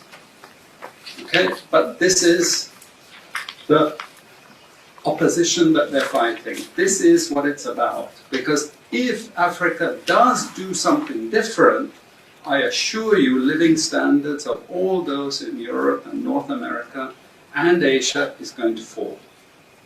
Okay, and that is a big price to pay. I assure you that the West is not going to allow that without a big fight. So this is what it's fundamentally about. What I want to show you is how these structures are operating. It's just 20 minutes, so we can't do very much, but just to give you a little bit of an idea. And why I keep the ideology part there is because we are part of the producers of ideology.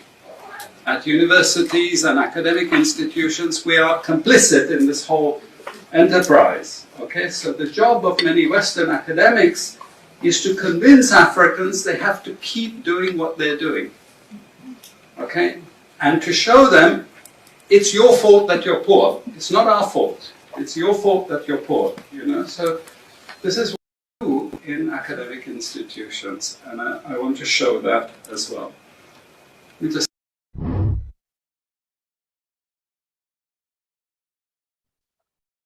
See, they understand that what that ties in perfectly with what you will boast in the wealth of the nations. That's exactly what it is. It shows that.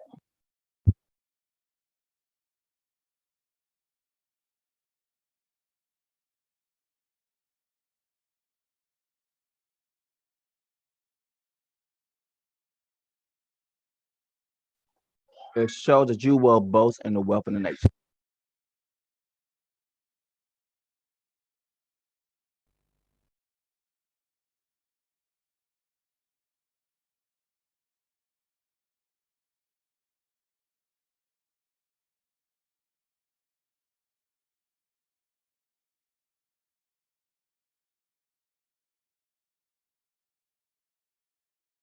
So remember, that would be our time up here on True Colors. I want to make sure that I want y'all to see that.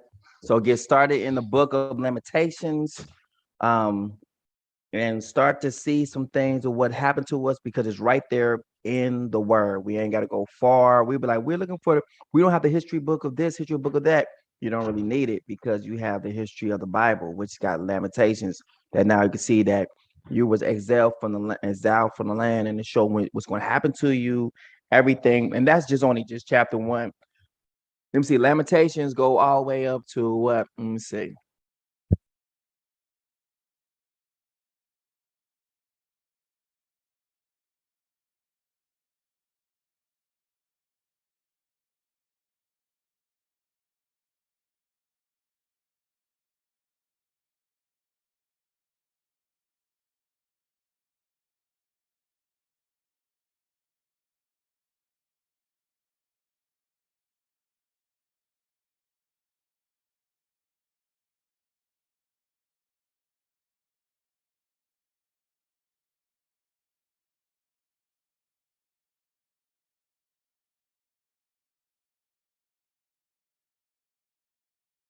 It goes all the way up to 5 chapters. So Lamentations is a very short book, but in that short book talks about the different things we're gonna go through. You know, so Lamentations one, chapter five, chapter 2, 3, 4, and 5, right? So in fact, I might even come back on and do not today, but come on, look at this prayer for restoration. So even look, every single thing is thought out, you know what I'm saying, all the way to the T. Every father saying and read.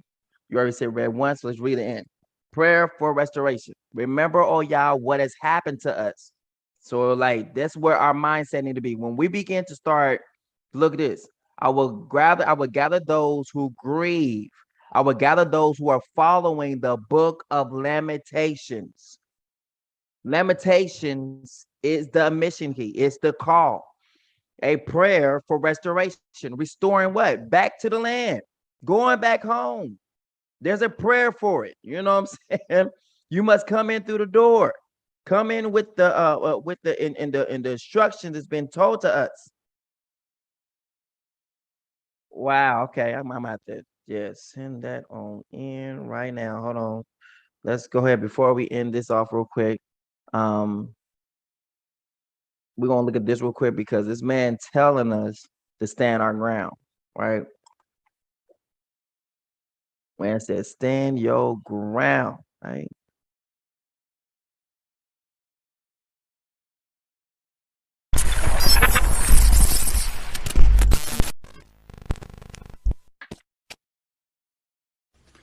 Hey everybody, wanted to show you this. My COVID-19 vaccination card. Yeah, fully vaccinated by Pfizer. It was final on May the 6th. Fully vaccinated. Now to all you unvaccinated people, I would like to say, stand your ground. I wish 100% I would have never gotten this vaccine. I had COVID-19 in 2019. I got it again in 2020. I made it as a medical choice, listening to doctors and healthcare workers about getting the vaccine. I would not get COVID no more. We know what a big lie that is. 2 weeks after my final vaccination, I have had nothing but problems. A lot of physical problems I never had before. At this point in time, they are almost debilitating, where I can barely function. I go to the doctor tomorrow, but I don't expect any good news whatsoever. But I want to tell everybody that has not been vaccinated, stand your ground. Do not get the vaccination. It's all a big lie. I think we need to hear that again. Oh, wait a minute, hold up.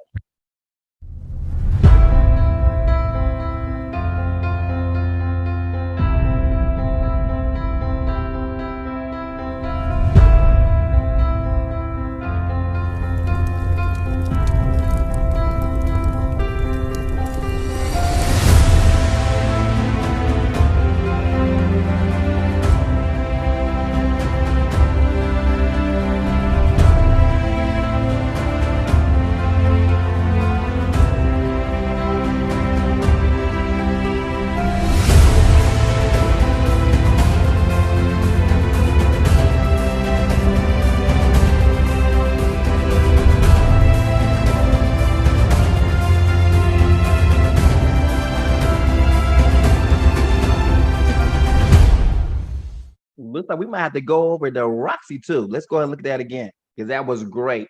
Vaccinated, unvaccinated people, stand your ground. He said he was vaccinated, you know what I'm saying, got full jabs, got both jabs and everything like that. And he says he regrets it. He wish he never did it. And he telling us, he showed us that, hey, I'm who I am. I have my card, blase, blase. So I'm not just a joker, just saying what I'm saying right now, but I'm telling you that I have received both jabs. And I want to tell you to your face, I regret my decision to ever take a jab, period. And those who are unvaccinated, those who have not received even one jab or two jabs, guess what? Stand your ground. Don't get jabbed. He says, now I got to go to the doctor in a couple of days, and I'm not expecting any good news. He says, ever since I've gotten this, he says it's been debilitating on my health. Every day is something wrong with me. I wish I never did it. I have so many aches and pains. I have things growing in my body that I've never ever had to deal with in all my life. Stand your ground and don't get the jabs. Don't even get the first jab.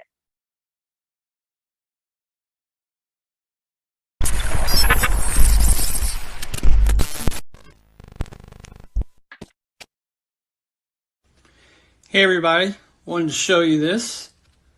My COVID-19 vaccination card. Yeah, fully vaccinated by Pfizer. It was final on May the 6th. Fully vaccinated. Now, to all you unvaccinated people, I would like to say, stand your ground. I wish 100% I would have never gotten this vaccine. I had COVID-19 in 2019. I got it again in 2020. I made it as a medical choice, listening to doctors and healthcare workers about getting the vaccine. I would not get COVID no more. We know what a big lie that is.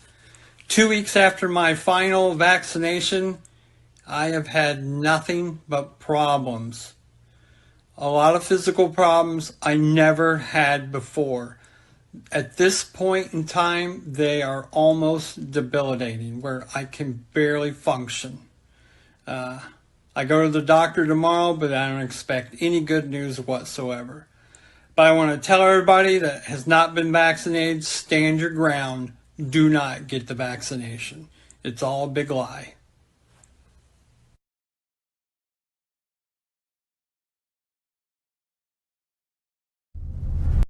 Yes. All right. So that was some good info. We're gonna go to Roxy too, not right now, but I'm gonna see if I can fill in I'm gonna see if I can fill in get a profile started on Roxy too maybe today or something. But we're gonna finish up Limitations um right now, the fifth one. This is the last one. So we did the front one. So we're gonna do the last one. Remember, oh yeah, what has happened to us. Look and see our disgrace. Ooh, please look and see that right now. Like look through it through magnifying glass, whatever you need to see it. Just you see this. You ain't really needing magnifying glass. You can just see it all over the place. Our inheritance has been turned over to strangers. So that means if there's any kind of, black people in the land, whatnot, and they're the leaders, most likely it's Canaanite. They are still considered to be strangers. Our houses to foreigners. We have become fatherless orphans. Our mothers are widows. We must buy the water we drink. That must not be good. Meaning what? Like the water must be nasty there. They still got to buy it, right? Our wood comes at a price to you. You have to buy your own water and literally buy your own wood. We are closely pursued. We are weary and find no rest, no peace. So people keep saying salama or saying shalom. That is literally a smack in the Father's face because we don't have peace. That's why we say kusabi. That's why we say shalom, because it means the restoration. We're asking for the Father to amend the relationship with us so we can finally say salama. But we shouldn't be saying peace when we don't have none. So that everyone keeps saying peace, peace, peace, and there is none. The Father says there's a woe to them. Woe to you who say peace, peace, peace, and there is none. So anyone who keeps saying shalom, shalama, and it's not peace, the Father is going to get you for literally smacking him in the face. Woe to those who say peace. Look, don't our people say peace all the time? Shalom, shalom, shalama, salama, all the time. They have healed also the hurt of the door of my people, slightly saying peace, peace, when there is no peace. So why in the world our people keep saying peace? Here it is, shalom right here. They dress the wound of my people, but superficially saying there is perfect shalom when there is no shalom. So if there's no shalom, why you keep saying shalom? When there's no salama, why you keep saying salama? Even our people learning to say salama. Salama is the same thing. You might as well go back to Black Hebrew Israelites. You know different. You know different. Where would the real people stand up and actually declare, look, we don't have peace, and speak the words of what we don't have? We don't have peace. So it's kusabi. So it's shalom. Because that means restoration. We submitted to Egypt and Assyria to get enough bread. Our fathers sinned and are no more, but we bear their punishment. Is that not what's going on right now? So by the fact that the Father is telling you that we're going to bear the punishment of our ancestors, how in the world do, what's his name? I think he's like Republican, Cornell, going to say that since the ones who did this are dead, the Cornell, what's his name? Fat dude. Where? It is like, let me see. Says no to reparations. I know him when I see him. Where is he at? Not him. Is it Tom Cornell? What is his name?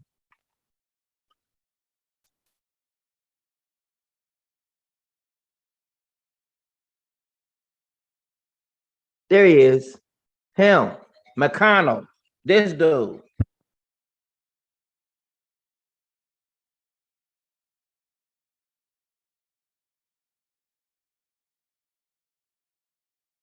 If not a good idea was a person, this would be him.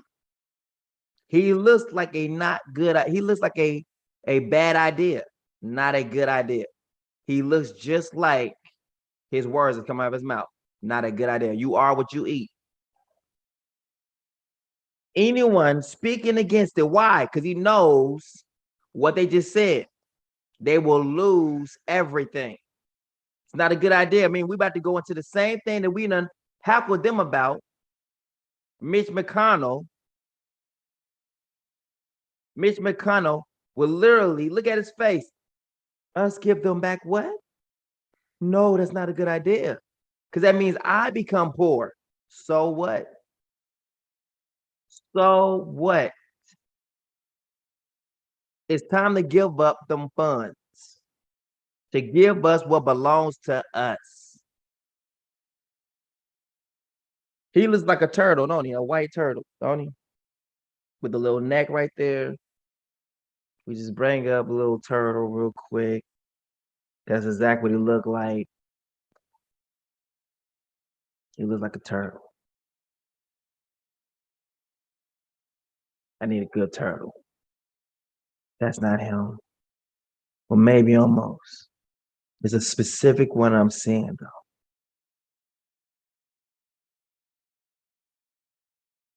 But either one will do, I guess. But he looks like an old turtle, don't he? Just maybe I should put in tortoise. As if there's a difference. Okay. I like that one. Now let's go back to his page. Oh my goodness. It's almost like a perfect resemblance. That was beautiful. I love that right there. Oh, it's perfect. I love it. It's beautiful. Turtle McConnell. Yes. Not Mitch McConnell, but Turtle McConnell. McConnell. Yes. This is his family right here, definitely. You can see the resemblance. It's good. Love it. Look at the eyes right there. You can see he got your eyes right there, buddy. Just he got your eyes. That's it. No, mommy, I ain't got no sense. But this is what happens when you come against my people and you come against us. You become a joke. We turn you straight into a joke and laugh at your shame. We laugh at you. Oh my goodness, boy, you got your mama's eyes. Just look at you. Look at you. You got your mama's eyes. Just love that right there. Beautiful. All right, getting back to it. Oh my goodness. Oh, our father sinned and are no more, but we bear their punishment. So these white people need to bear their ancestors' punishment because the word of lamentation says we bared our ancestors' punishment. He would be the one like, well, the black people are no longer here. What happened to them? And we're not in charge of what happened to them. It's not our fault. Damn, it's not our fault either. Look, but what it said there. Our fathers sinned and are no more. That means they dead. But we bear their punishment. So damn it, you need to bear the ones who are now dead, and you need to bear their enslavement, their mistreatment that's coming to you. Oh, it's coming. There's nothing you can do that can stop your mistreatment. We are about to trade places. Turtle-eyed wigger. We are about to trade places.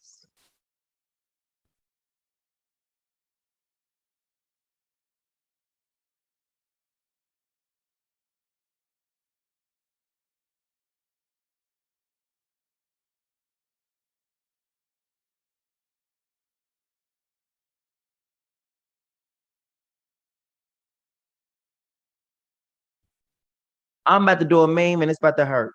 Slaves rule over us. That means America is slaves. United slaves. America is a united slaves.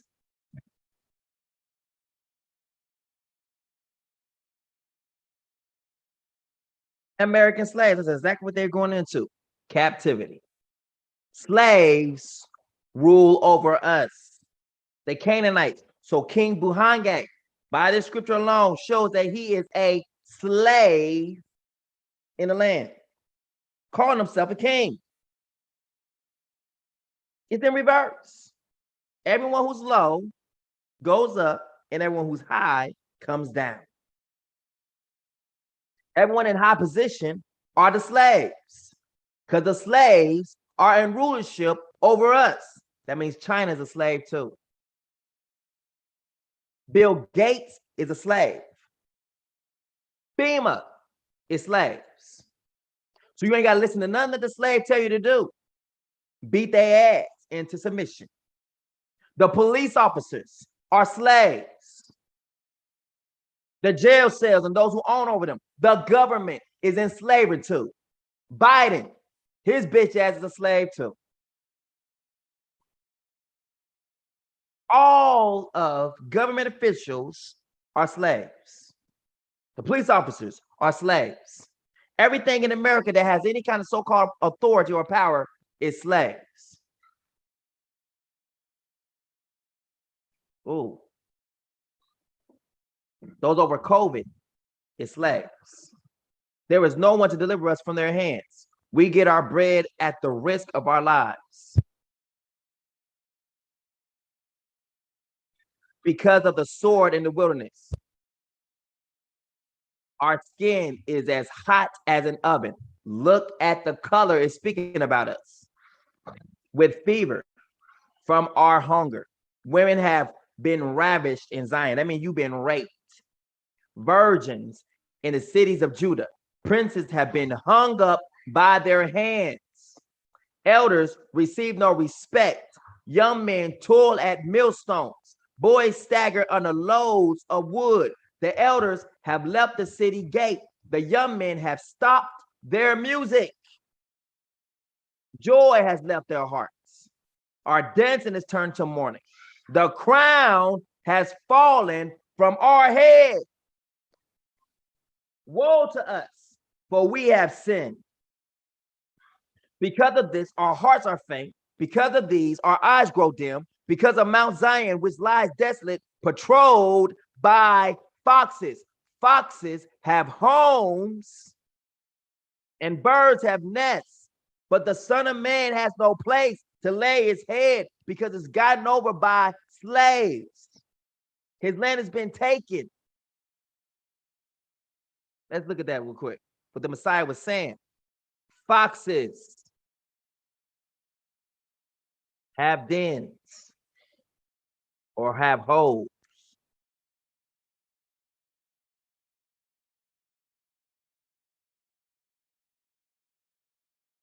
The cost of discipleship. The Messiah replied, foxes have dens and birds of the air have nests, but the Son of Man has no place to lay his head. He's telling you the condition of your land, lamentation, because of Mount Zion, which lies desolate, patrolled by foxes. Foxes have dens or holes. You, oh Yah, reign forever. Your throne endures from generation to generation. Why have you forgotten us forever? Why have you forsaken us for so long? Restore us to yourself, oh Yah, so we may return.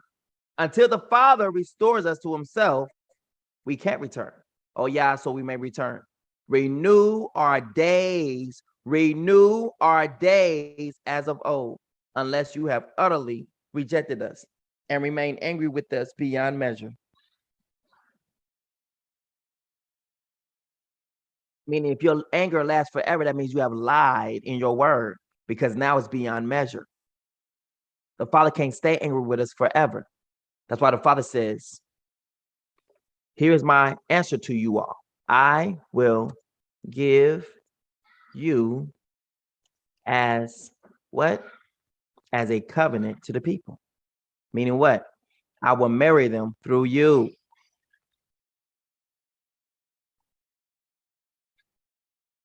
This is what Yah says. He who created the heavens and stretched them out, who spreads out the earth and its offspring, who gives breath to the people on it and life to those who walk in it.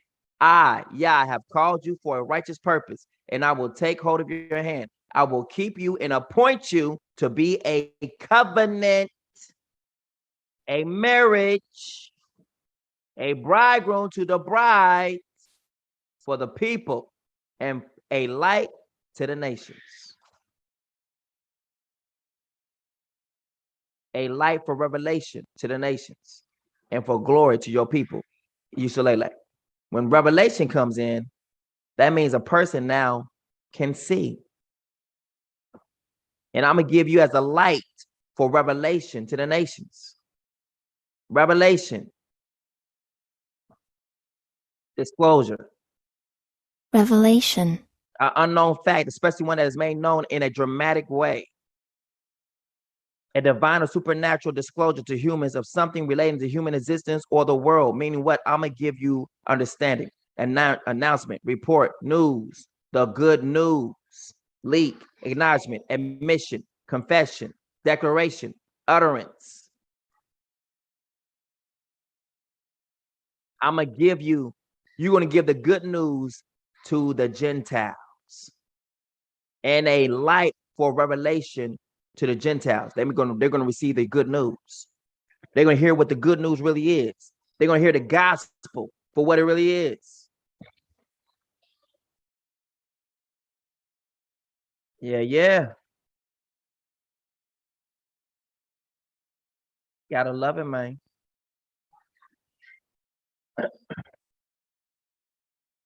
And now I'm about to get up off of here because I done did the damage I need to do, right? So now it's time for us to do what we need to do. Get ourselves ready. The Father is prepared and let our people know what's going on. The nations know that we are the heads. And the Father wants you to know that too, but he won't accept you back until you receive his king. That's why the Father says, after your punishment, soon as you are done with your punishment, you go right back into an order of what he has said. Let's go 4 and 5. This is it. I'm getting off. I'm just going to go straight off. For the children of Yisrael shall dwell many days without a king and without prince and princess. Prince, without sacrifice, without image, without ephod, without teraphim.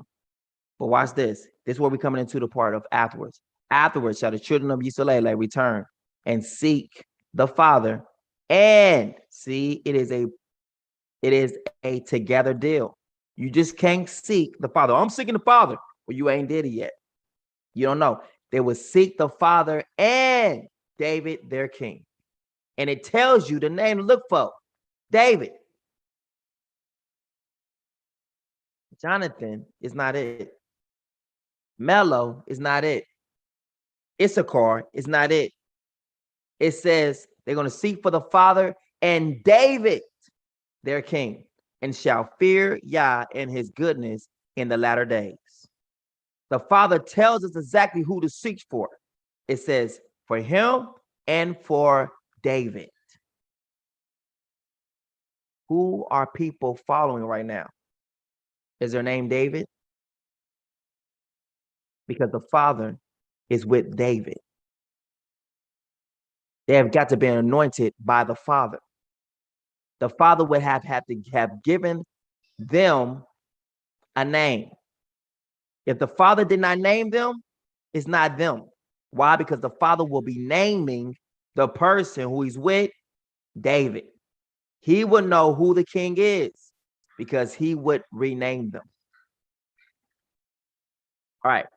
So with that, I'm about to get up out of here. I love y'all much. Remember again, truth is not biased. It's absolute. King out.